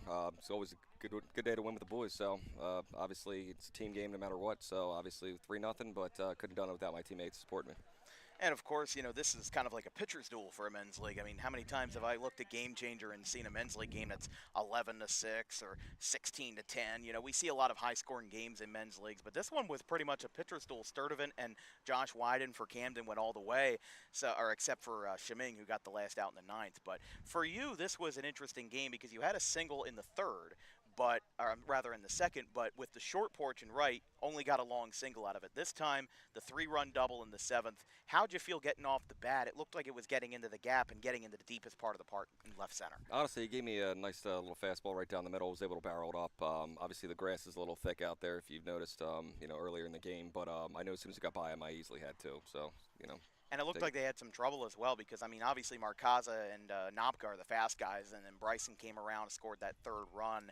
I mean, what does that mean to you guys? Because now that was the difference between winning and losing today.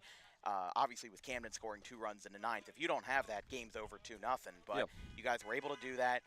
And obviously, you guys are excited back there as well. But with a fall championship on your shoulders, now you go into the summer, you're able to compete again, and you guys look like you have a date with the Gloucester County Royals set up for next Sunday for a doubleheader. Absolutely. So, what does this win mean for your team, and how do you guys plan to advance into next Sunday? I mean, in the dogfight, obviously, when you're clawing for any runs you can get, to be able to pull up, you know, pull out on top, and you know, for myself to be able to come in and do what we needed to get the job done. Obviously, our pitcher killed it today too. So through 8 2/3, you know, we're ready to go. We're ready to compete in a doubleheader next week, and yeah, take it from there. See how it goes. Yeah, if your hit wasn't the only offensive output, Sturdivant might have been the player of the game. I mean, listen, six strikeouts for him in 8 2/3. Yeah, It was look pretty great. nice. Look great. So that'll be all for us. We'll have you close out with we do a little DWB tradition. We have you sign the bottom of the scorecard. Yeah, absolutely. Love that. So.